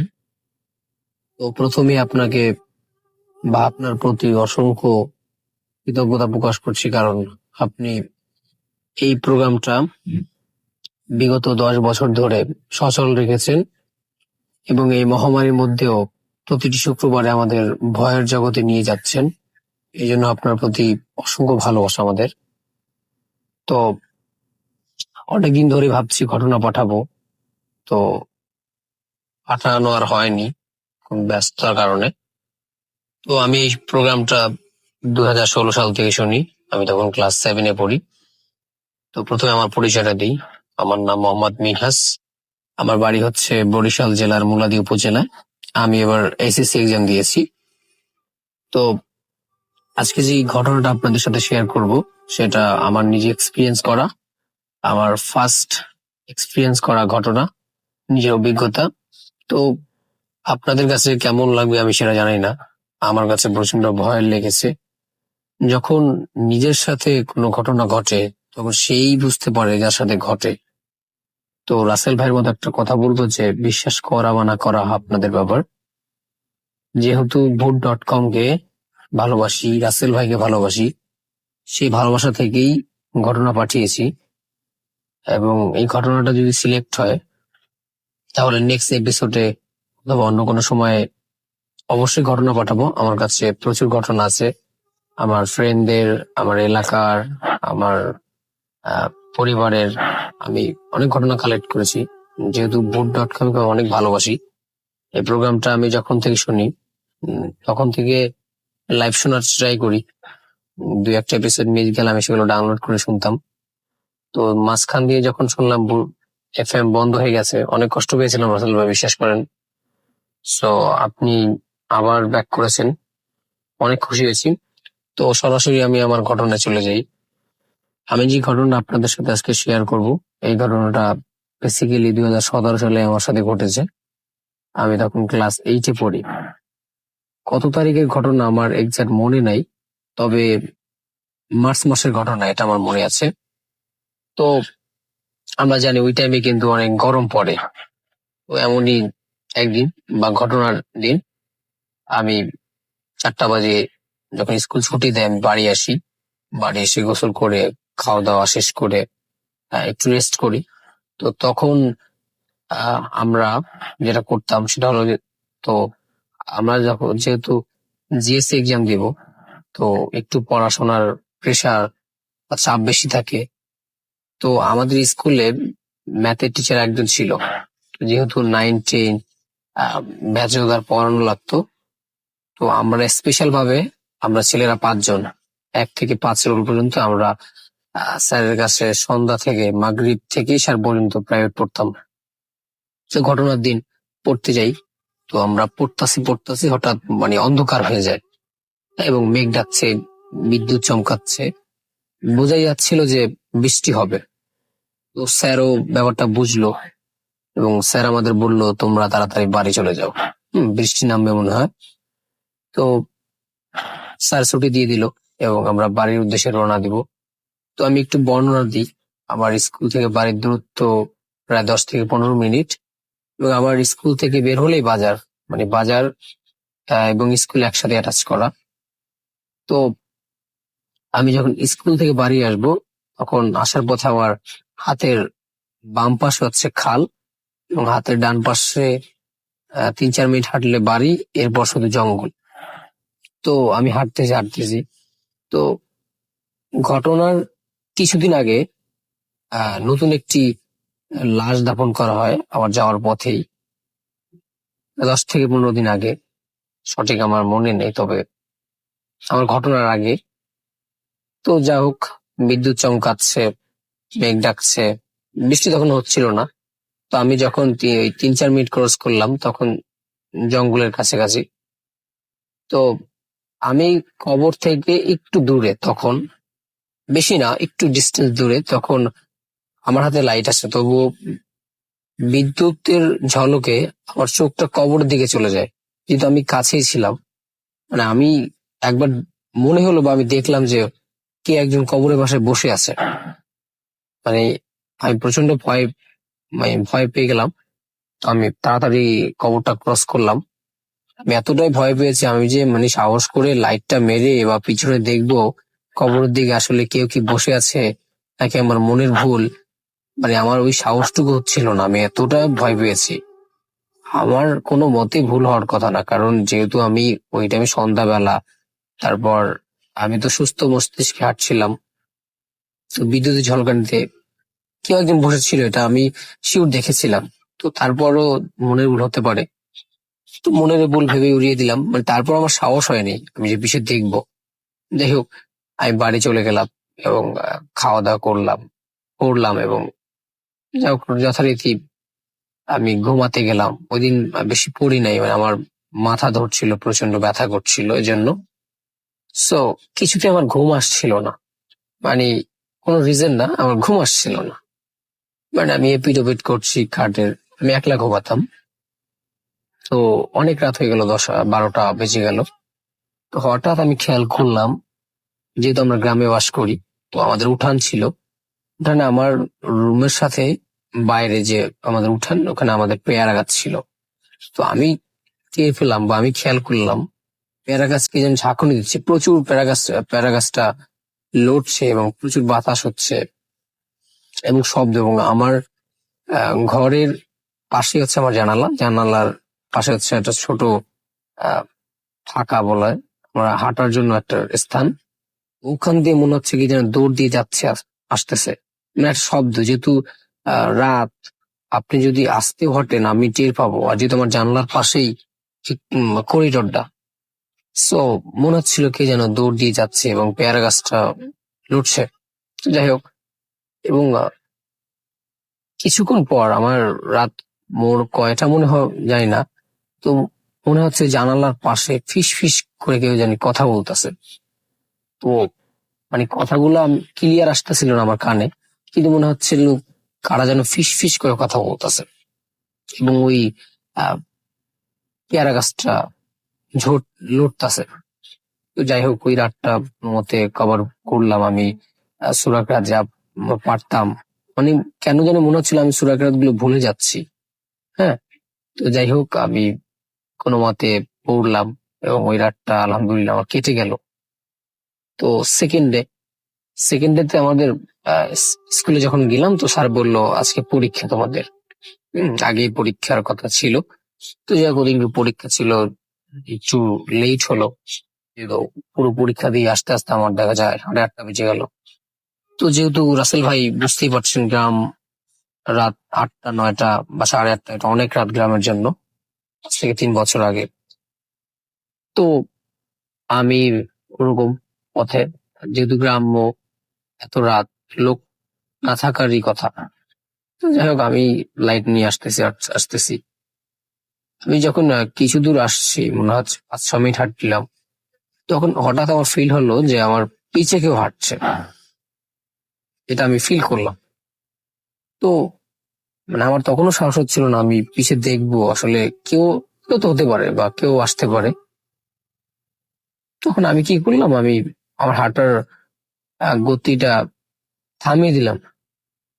তো মনে হলো যে ওই লোকটাও আমার যে পিছে, আমি যেই শ্যাডোটা বা আমি ফিল করছি কেউ হাঁটছে, মনে হচ্ছে সেও আর হাঁটছে না। হাঁটলে তো আমি একটা আওয়াজ পাবো, মনে হচ্ছিল সেও থেমে গেল। তো আমি প্রচন্ড ভয় পেয়ে গেলাম এতে। এবং আমি একটা জিনিস খেয়াল করলাম, আমি জোরে হাঁটলে সে জোরে হাঁটছে, আমি থামলে সে থামছে। আমি যদি আমার হাঁটার গতি স্লো করছি, সে তার হাঁটার গতি স্লো করছে।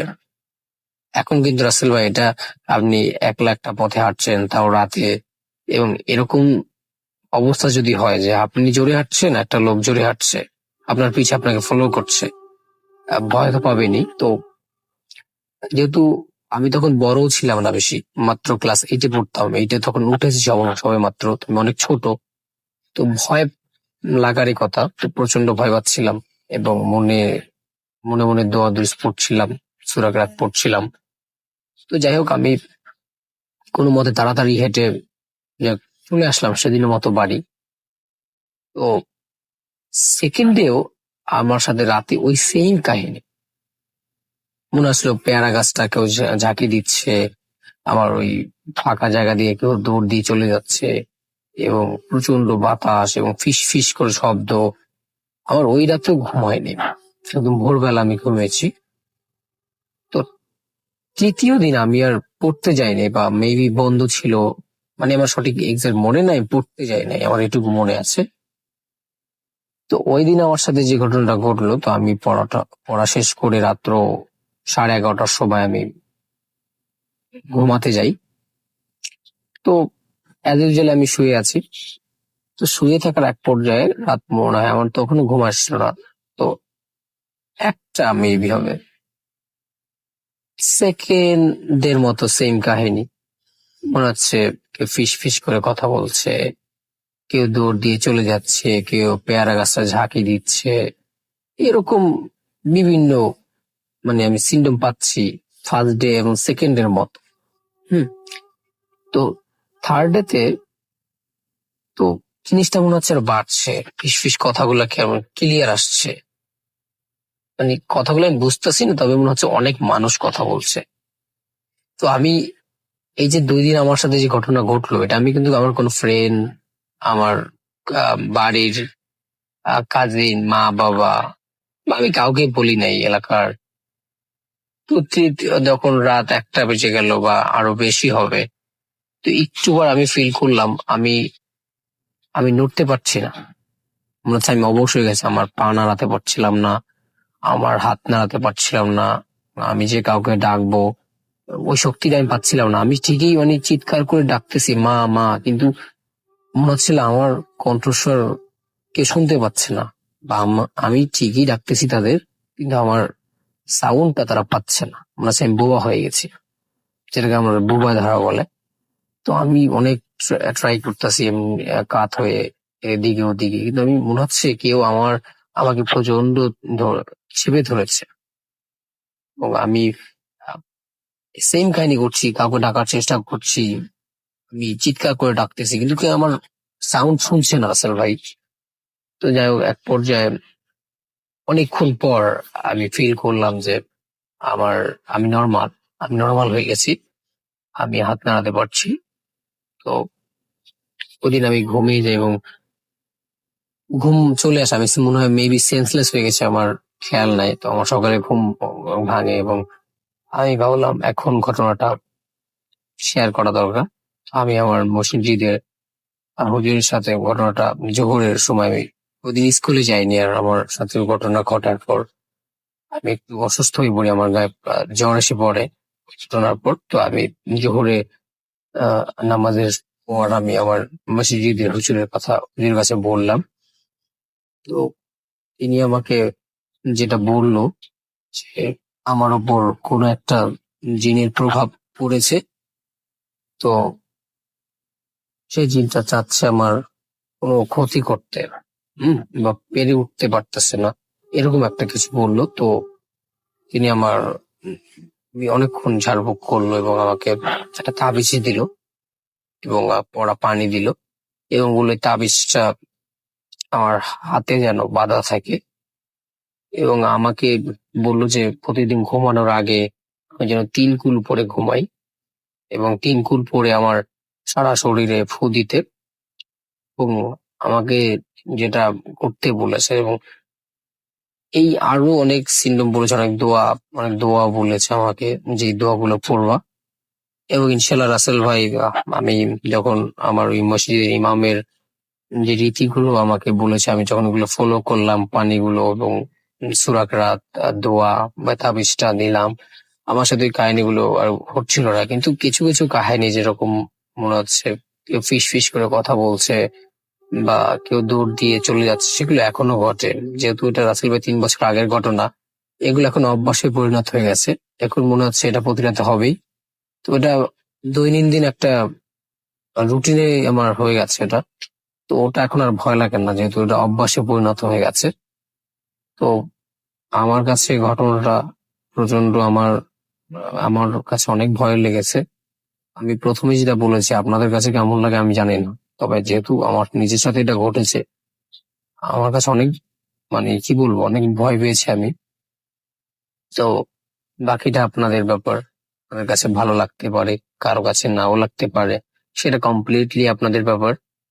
তো আবারও বলছি, যদি ঘটনাটা সিলেক্ট হয় তাহলে আমি নেক্সট এপিসোডে বা অন্য কোন এপিসোডে আমি আবার ঘটনা পাঠাবো। আমার কাছে অনেক ঘটনা আছে। তো রাসেল ভাইয়ের প্রতি আবারও অসংখ্য ভালোবাসা প্রকাশ করছি। এরকম সুন্দর একটি প্রোগ্রাম তিনি এত বছর ধরে চালু রেখেছেন, এবং ভূত এফএম বা ভূত.com এটা দীর্ঘজীবী হোক। এবং রাসেল ভাইকে একটা কথা বলে আমি আমার ঘটনা শেষ করব, যে রাসেল ভাই প্রতিটা জিনিসের নেগেটিভ এবং পজিটিভ দিক আছে।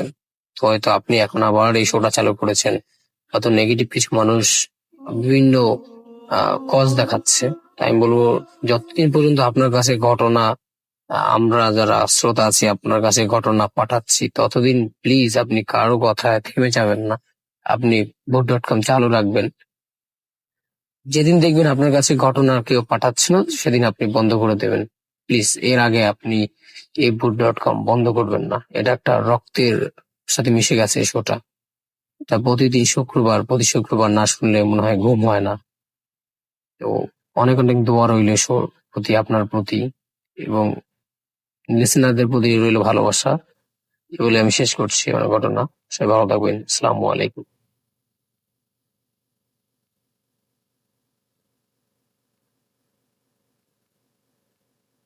Spirit, be here with me.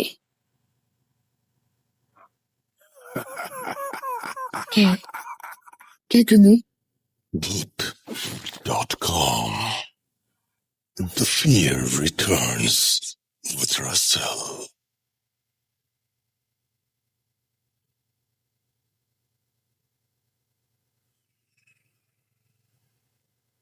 Welcome back. আরো একবার আপনাদের সবাইকে স্বাগত জানাচ্ছি। আমি রাসেল। আশা করছি সবাই ভালো আছেন এবং ভালোর দলে আছেন। আমিও ভালো আছি এবং ভালোর দলে আছি, এবং প্রতিটা মুহূর্তে আপনাদের জন্য নিজেকে তৈরি করি, এখনো সেটাই করছি, এবং চাই যে আপনারা সব সময় আমাদের সাথে থাকেন। তো আমি বলছিলাম যে জমিদার বাড়ির ঘটনা শোনাবো আপনাদেরকে। সেই জমিদার বাড়ির ঘটনা তো আমি শোনাবোই, তবে তার আগে একটা ছোট্ট ঘটনা আমি পড়তে চাই। আসলে এই ঘটনাটি খুব ছোট, কিন্তু যিনি লিখেছেন তিনি আরো ছোট, ক্লাস 7-এ পড়েন। তো আমার মনে হচ্ছে কি সুইট ব্যাপারটা, যে তিনি একটা ঘটনা পাঠিয়ে দিয়েছেন আমাদেরকে। আমার খুব পড়তে ইচ্ছা করলো, যে না, আমি ইন্সপায়ার করতে চাই এই ব্যাপারটা। তো তিনি প্রথমেই খুব সুইট করে লিখেছেন যে ঘটনাটি আপনি পড়ে শোনান। আসসালামু আলাইকুম রাসেল ভাই, কেমন আছেন? আশা করি ভালো আছেন এবং ভালোর দলে আছেন। আজকে ভূত.com-এ আমার ফার্স্ট ঘটনা যেটা আমি শেয়ার করতে যাচ্ছি। আমাদের বাসা পাবনা জেলায়। আমার এলাকায় অনেক দিন ধরে কিছু ঘটনা ঘটে যাচ্ছে, ভাবছি বলবো কি বলবো না। আজ আমাকে বলার সুযোগ করে দিয়েছেন, এই জন্য অনেক অনেক ধন্যবাদ। আমার ঘটনা হলো আমার আম্মুর সাথে ঘটে যাওয়া ঘটনা। আমার এলাকার নাম মাদারবাড়িয়া। এই এলাকায় অনেক অনেক ঘটনা প্রায়ই ঘটে এবং ঘটে যাচ্ছে। কারো না কারো সাথে এই ঘটনাগুলো ঘটতেই থাকে। আমার রিলেটিভসদের সাথেও অনেক ঘটনা ঘটেছে, সেগুলো আমি পরে বলবো ইনশাল্লাহ। তো আমি মেইন পয়েন্টে চলে আসি। আমার আম্মুর সাথে যে ঘটনাটা ঘটেছে সেটা ঘটেছে 2019 সালে মাঝামাঝি সময়ের দিকে। আমার আম্মু হঠাৎ করে অনেক জ্বর আসে, তারপর কেমন যেন রাতে বোবা ধরতো। অনেক কষ্টে তার দিন যাচ্ছিল। তারপর একদিন স্বপ্নে দেখলো আমার আম্মুর অনেক পিপাসা পেয়েছে, কিন্তু পানি পাচ্ছে না। তারপর আমার আম্মুর ঘুম ভেঙে যায় এবং দেখে আম্মুর গলা এত শুকিয়ে গেছে যে মরেই যাবে। তারপর তাড়াতাড়ি করে পানি দেওয়া হয় তাকে।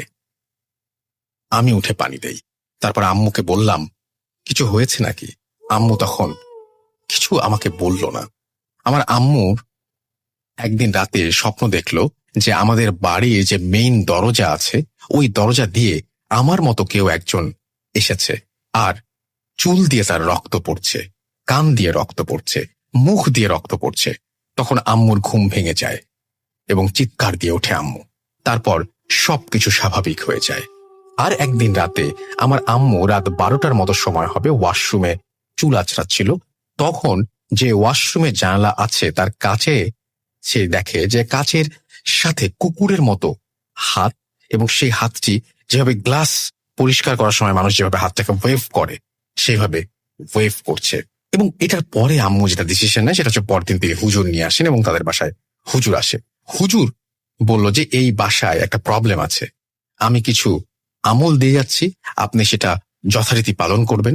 তারপর ওই হুজুর আমার আম্মুকে তাবিজ দেয়। তারপর থেকে আমার আম্মু আজ পর্যন্ত কোনো খারাপ স্বপ্ন বা কিছুই দেখেনি বা তার সাথে কিছু ঘটেনি, এখন খুব ভালো আছে। ঘটনা শেষ করার আগে আরেকটা কথা বলে দিই, আমার আম্মুর ওপর বোবা ধরতো অনেক, বাট এখন সব ঠিক আছে। সবাই ভালো থাকবেন, বাড়িতে থাকবেন। আর এটা আমার ফার্স্ট ঘটনা, তাই ভুল ত্রুটি ক্ষমা সুন্দর দৃষ্টি দেখবেন। আল্লাহ হাফেজ। আসিফ আবরার, অপূর্ব, এইজ 15, ক্লাস 7। তারপরে তিনি তার মোবাইল নাম্বার শেয়ার করেছেন, ব্র্যাকেটে লিখেছেন আম্মু হাউসওয়াইফ। এবং আমার মনে হয় যে অনেক ধন্যবাদ।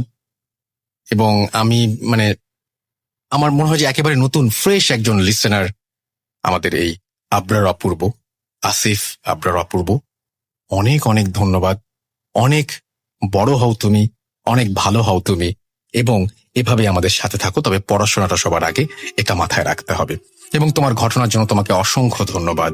এবং আমি জানি যে তোমার বাবা মা তোমাদের সাহায্য করেছেন। তোমার প্যারেন্টসের জন্য শ্রদ্ধা এবং অনেক অনেক কৃতজ্ঞতা। আপনারাও এরকম ঘটনা পাঠাতে পারেন, এবং আপনারা যদি ঘটনা পাঠাতে চান আমাদের ইমেল অ্যাড্রেস হচ্ছে russell.booth.com@gmail.com। এখানে নাম, ঠিকানা এবং ফোন নাম্বার সহ আপনার জীবনে ঘটে যাওয়া বা আপনার জানা সেরা ঘটনা লিখে পাঠিয়ে দিন আমার কাছে। ঘটনার শুরুতে অবশ্যই উল্লেখ করুন যে ঘটনাটা স্টুডিওতে এসে শেয়ার করতে চান, নাকি আপনি চান আপনার ঘটনা আমরা পড়ে শোনাই। যারা দেশের বাইরে রয়েছেন তারা সরাসরি লিখে পাঠাতে পারেন, অডিও ক্লিপ করে পাঠাতে পারেন। এখনকার যে সিচুয়েশন, অডিও ক্লিপ পাঠানোটাই সবচেয়ে বুদ্ধিমানের কাজ। তবে কেউ কেউ যদি আমাদের স্টুডিওতে আসতে চান অবশ্যই লিখবেন আপনি আসতে চান। স্বাস্থ্যবিধি মেনেই আমরা স্টুডিওতে আস্তে আস্তে আপনাদের আমন্ত্রণ জানাবো, এবং সেভাবেই একটা সময় আমরা লাইভ অন করে দেব। তো আপনাদের এই সহযোগিতাটাও দরকার, এবং অবশ্যই স্বাস্থ্যবিধি মেনে আসতে হবে, সেটা হচ্ছে প্রথম শর্ত। আমাদের ফেসবুক পেজ হচ্ছে www.facebook.com/russell.স্বাধীন। সেখানেও আপনারা আসুন, এবং আশা করছি আপনাদের সময়টা ভালো কাটবে আমাদের সাথে। এখন যেটা করব সেটা হচ্ছে, কোনো কথা হবে না। আমরা জমিদার বাড়ি, পুরনো যে কোনো বাড়ি, যা কিছুই হোক না কেন, এগুলোর প্রতি আমাদের অন্য রকমের একটা আকর্ষণ থাকে। আমরা পুরনো কোনো স্থাপনা দেখলে ভাবি যে এখানে নিশ্চয়ই কিছু না কিছু ঘটে, এখানে কোনো না কোনো ব্যাপার আছেই জড়িত। সেই রকমই একটা ব্যাপার হচ্ছে জমিদার বাড়িগুলো। বাংলাদেশের বিভিন্ন প্রান্তে জমিদার বাড়ি রয়েছে, সেখান থেকে আমরা লাইভ করতে চাই, আমরা জানাতে চাই সেই ঘটনাগুলো যেগুলো সেখানে এখনো ঘটে চলেছে। আপনারা আমাদের সহযোগিতা করুন। আমাদের ইমেল অ্যাড্রেসে আপনার এলাকায় যদি কোনো পুরনো জমিদার বাড়ি বা রাজার বাড়ি থাকে সেটা জানান। আমরা কিন্তু মাঝে মাঝে পুঠিয়া থেকে অনেক ঘটনা পাই, ময়মনসিং থেকে ঘটনা পাই, আরো বিভিন্ন জায়গায় এরকম জমিদার বাড়ি, রাজার বাড়ি ছড়িয়ে ছিটিয়ে রয়েছে। সেগুলো আমরা সবাইকে জানাতে চাই, সারা বিশ্বকে জানিয়ে দিতে চাই। এখন চলে যাব একটা জমিদার বাড়ির ঘটনায়। শুনুন এবং দেখুন কেমন লাগে, সাথেই থাকুন।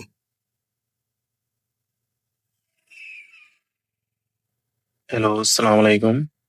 রাসেল ভাই, আশা করি ভালো আছেন। আমার নাম আতাউল্লাহ, কাতারের থেকে বলছি। আমি কাতারে আছি। যতক্ষণ থেকে আপনি শুরু করেছেন প্রথম থেকে আপনার সাথে আছি, আশা করি ইনশাল্লাহ সামনেও থাকবো। আমার যে এখন ঘটনাটা শেয়ার করবো, আমার এক রুমমেট, আমরা একসাথে চাকরি করি। তার বাড়ি ইন্ডিয়া, কেরালাতে। ইন্ডিয়া কেরালা একটি গ্রামকে নিয়ে ঘটনাটা, তাই আমি তার মতন করে শেয়ার করতে চাই। ঘটনাটি প্রায় 80-90 সাল আগে, যেমন আপনার 1930-35 সাল এরকম হবে ঘটনাটা। তো ওই গ্রামটা ছিল নদীর পাড়ে, লম্বালম্বি নদীর পাড় দিয়ে গ্রামটা ছিল। তো ওই গ্রামের এক পাশে ছিল নদী, অন্য পাশে ছিল আপনার ধানের জমি। আপনার জানেন কেরালাতে আপনার নারকেল গাছ, তারপরে আপনার কলা বাগান, এগুলো সবচেয়ে বেশি ওই সময় থেকে শুরু হয়। তো ওই গ্রামে একজন জমিদার ছিল। মোটামুটি সবাই জানে জমিদার তেমন ভালো মানুষ না, তার ব্যাকগ্রাউন্ডটা খুব খারাপ, এটা সবাই মোটামুটি জানে। আমার যে বন্ধুটা ঘটনাটা শেয়ার করছে ওই গ্রামের একটি দরিদ্র ফ্যামিলি। ওই ফ্যামিলিতে আপনার তিনজন, একজন বাবা, একজন মা, একটি মেয়ে। মেয়েটার নাম হলো রূপা। রূপার বাবা, রূপার মা। খুব দরিদ্র ফ্যামিলি ছিল। বাবাটা কোনো কাজকর্ম কিছুই করতো না, পাওনাদার থেকে টাকা নিয়ে কোন রকমের সংসারটা চালাতো, আর মা জমি টমি কিছু চাষ টাস করতে পারতো।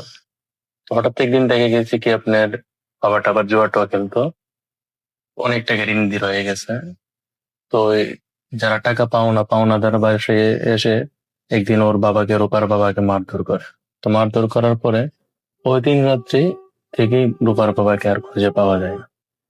খুঁজে পাওয়া যায় না, এরকম ভাবে 1 সপ্তাহ হয়ে গেছে। 1 সপ্তাহ হওয়ার পর যারা পাওনাদার ওনারা তো আর ওয়েট করবে না, তো ওরা এসে আপনার ওদের বাড়ি কিছু জমি ছিল ওগুলা পুরোটাই দখল করে নিয়ে গেছে।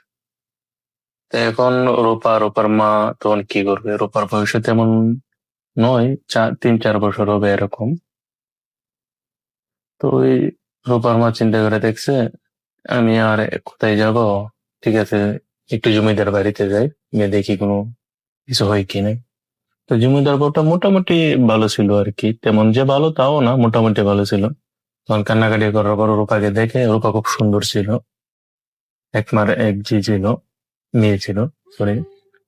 রূপাকে দেখে মোটামুটি জমিদার বাবু খুব পছন্দ করে। ওনারও কোন মেয়ে ছিল, ওনার 3টা ছেলে ছিল। তো এই বলছে যে ঠিক আছে তাহলে তোমরা থাকো, কাজকর্ম করো আমার বাসাতে, বড় হলে তোমার মেয়েকে আমি বিয়ে দিয়ে দেবো। তো এই আশায় আপনার রূপার মা কাজ শুরু করে। যখন রূপার 12 থেকে 13 বছর হয় তখন তার মা হঠাৎ করে মারা যায়। তার মা হঠাৎ করে মারা যাওয়ার পরে রূপা খুব কান্নাকাটি করে, যেরকম মা মারা গেলে সন্তান যেটা করে ওইটাই আর কি। তো কান্নাকাটি করে খুব আপসেট থাকে। তখন তার 14 বা 13 বছর বয়স সম্ভবত। তো আরো বাচ্চা মারা যাওয়ার পরে জমিদার বড় ছেলের সাথে একটা তার সম্পর্ক করে যায়। সম্পর্ক এককালীন হওয়ার পরে চলতেই আছে। কিছুদিন পরে রূপা বুঝতে পারে সে প্রেগনেন্ট। তখন আপনার জমিদার বড় ছেলেকে একদিন রাতে ছাদের মধ্যে নিয়ে বলতেছে আমি তো প্রেগনেন্ট, আমাকে তুমি বিয়ে করতে হবে। তুমি যদি আমাকে এখন বিয়ে না করো আমি সমাজে মুখ দেখাতে পারবো না। তখন জমিদার ছেলেটা ওকে একটা আশ্বাস দেয়, ঠিক আছে আমি কি দেখি আমার মা বাবার সাথে আলাপ করে তোমাকে আমি পরে জানাবো। তো এরকম 1 সপ্তাহ চলে যায়, কিন্তু ওই জমিদার যার সাথে রূপা সম্পর্ক, ওকে মানে ধরার কাছে বলার জন্য বা একটু একলা কথা বলার জন্য কোনো সুযোগ পাচ্ছে না। তো হঠাৎ একদিন জমিদারের বউয়ের বাবার বাড়ি থেকে খবর আসে তো বাবা খুব অসুস্থ, ওনাকে যেতে হবে। তখন তো আর গাড়ি ঘোড়া ছিল না, তখন নৌকার প্রতি ছিল। যেতে 3-4 দিন লাগতো, আসতে 3-4 দিন, এরকম 8-10 দিন যাওয়া আসে চলে যায়। তো উনি পরের দিন সকালে রওনা হয় জমিদারের বউ।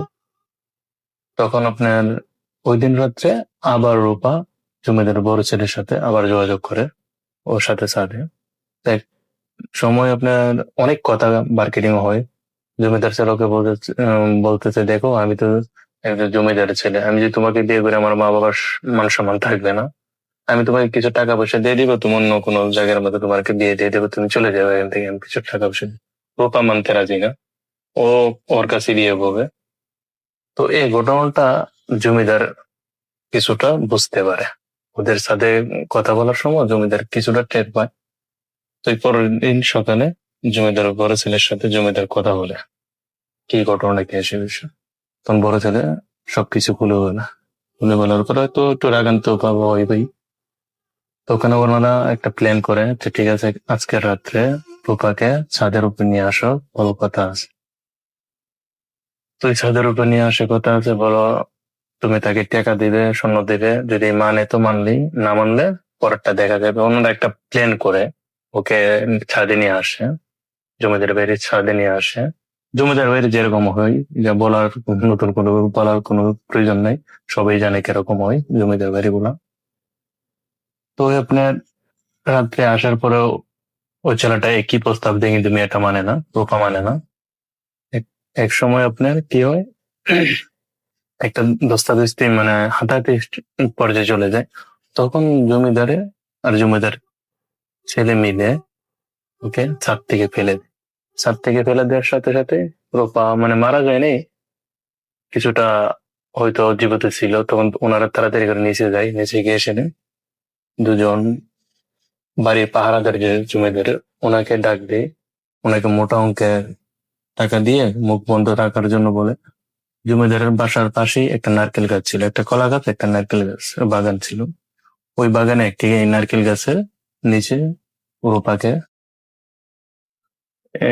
কবর দিয়ে দেয়, মাটি চাপা, কবরও না, দাফনও না, কোনো কিছুই না, মাটি চাপা দিয়ে এক বস্তার ভিতরে ঘরে বস্তাটা পর অসমত তো রাত রয়ে গেছে, রশিও পায় না, তো এক পাহারাদারের গলার গামছা দিয়ে ওই বস্তার মধ্যে বাঁধে বাঁধে মাটির নিচে চাপা দিয়ে চলে আসে। এভাবে তো কয়েকদিন যায়, যাওয়ার পরে জমিদার বউ বাসায় চলে আসে। আসার পরে বলতে যে রূপা কোথায়? রূপা তো বলতেছে এক ছেলের সাথে সম্পর্ক ছিল, তুমি যাওয়ার পরে ও সুযোগ পেয়ে গেছে, আমরা তো জমিদারি নিয়ে ব্যস্ত থাকি, তেমন তো কিছু দেখে না, ও তো টাকা পয়সা নিয়ে এসে চলে গেছে। তো রূপার মা একটু মন খারাপ করছে না, এটাকে নিজের মেয়ের মতন দেখতাম, খুব বিশ্বস্ত করতাম, আদর করতাম, এইভাবে চলে গেল। আমাকে বললেই তো পারতো, আমি নিজেই ওকে বিয়ে দিয়ে দিতাম, যেহেতু ওর মার কাছে আমি বলছিলাম। তো আর কি করার আছে, এটাই মেনে নিছে। তো হঠাৎ আপনার একদিন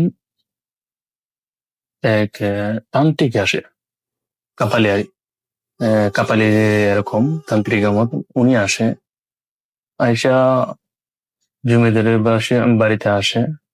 আয়সা বলতেছে এ বাড়িতে খুব খারাপ কিছু হবে, মানে ভবিষ্যৎবাণী বলতেছে এ বাড়িতে খুব খারাপ কিছু হবে। ওনাদেরকে একটা বই দেখাচ্ছে। তো যেহেতু অনেক মহিলা মানুষ, জমিদার বউ খুব ডরে, যে বলতেছে বাবা কি হয়েছে? বলতেছে তোমাদের খুব খারাপ কিছু হয়েছে এ বাড়িতে। তো ওনারা বলতেছে আমরা কি করতে পারি, একটু তোমাদের ভবিষ্যতে খুব খারাপ যাবে। তখন বলতেছে এটার থেকে বাঁচার জন্য আমরা কি করতে পারি? আমি একটু পূজা করে দেবো তোমাদেরকে, আমি ধ্যানে বসবো, কিছু সামান লাগবে। উনি বলতেছে তোমার ফ্যামিলির সবাই কাপড় নিয়ে আসো। কাপড় নিয়ে আসছে, তারপরে আপনার বিভিন্ন ধরনের যেগুলো ইউজ করে এগুলো জিনিস নিয়ে আসার জন্য বলছে। উনি এগুলো জিনিস নিয়ে আসছে, এসে তিনি একটা ধ্যান শুরু করে বলতেছে আজ থেকে কোনো সমস্যা হবে না, আমি চলে যাই। উনি চলে গেছে। ও তান্ত্রিক হঠাৎ করে যেভাবে এসেছিল হঠাৎ করে চলে গেছে। ওই দিনকার রাত্রে এত তুফান ওই জমিদার বাড়ির মধ্যে, ঝড় তুফান, রাত্রে প্রচুর ঝড় তুফান। এখন বাসার মধ্যে যে জমিদার বাড়িতে যে দুইজন পাহারাদার ছিল, ওনার তো ঝড় বৃষ্টিতে বাড়ি পাহারা দেওয়া সম্ভব না। ওনাদের যে রুমের মধ্যে চলে যায়। তো চলে যাওয়ার পরে তখন দুজন পাহারাদার ছিল, তো দুজনের মধ্যে একজন কিছুটা তন্দ্রামিতে চলে যায়, হয়তো বা ঘুমাই নাই। আরেকজন বসে রয়েছে আর কি, হারিকেন জ্বালিয়ে, হারিকেন অথবা সবাই বুঝেন, হারিকেন জ্বালিয়ে বসে আছে। হঠাৎ বাইরে দেখে ঝড় বৃষ্টির মধ্যে ঝড়ের সামনে কি একটা যেন দাঁড়িয়ে আছে, একজন পাহারাদার। উনি দেখতেছে ফার্স্টে, প্রথম দেখে উনি বলতেছে হয়তো বা বাড়িতে, বাসার ভিতর থেকে কেউ বাড়িছে। উনি একটু দরজাটা খুলে যে মাত্র সামনে দাঁড়ালো, একটা কালো একটা হাওয়ার মতন ওনাকে টেনে বাইরে নিয়ে যায়, টেনে বাইরে নিয়ে চলে যায়। তখন ভিতরে যে ছিল উনি ঘুম তো ছিল না, কিন্তু দরজা যেদিকে খুলে বাসায় বাইরে যদি হঠাৎ করে স্পিডে চলে যায় বাতাসের সাথে, তো উনি হঠাৎ চমকে উঠে দরজার ফাঁক দিয়ে উনি দেখে কালো একটা আবায়ক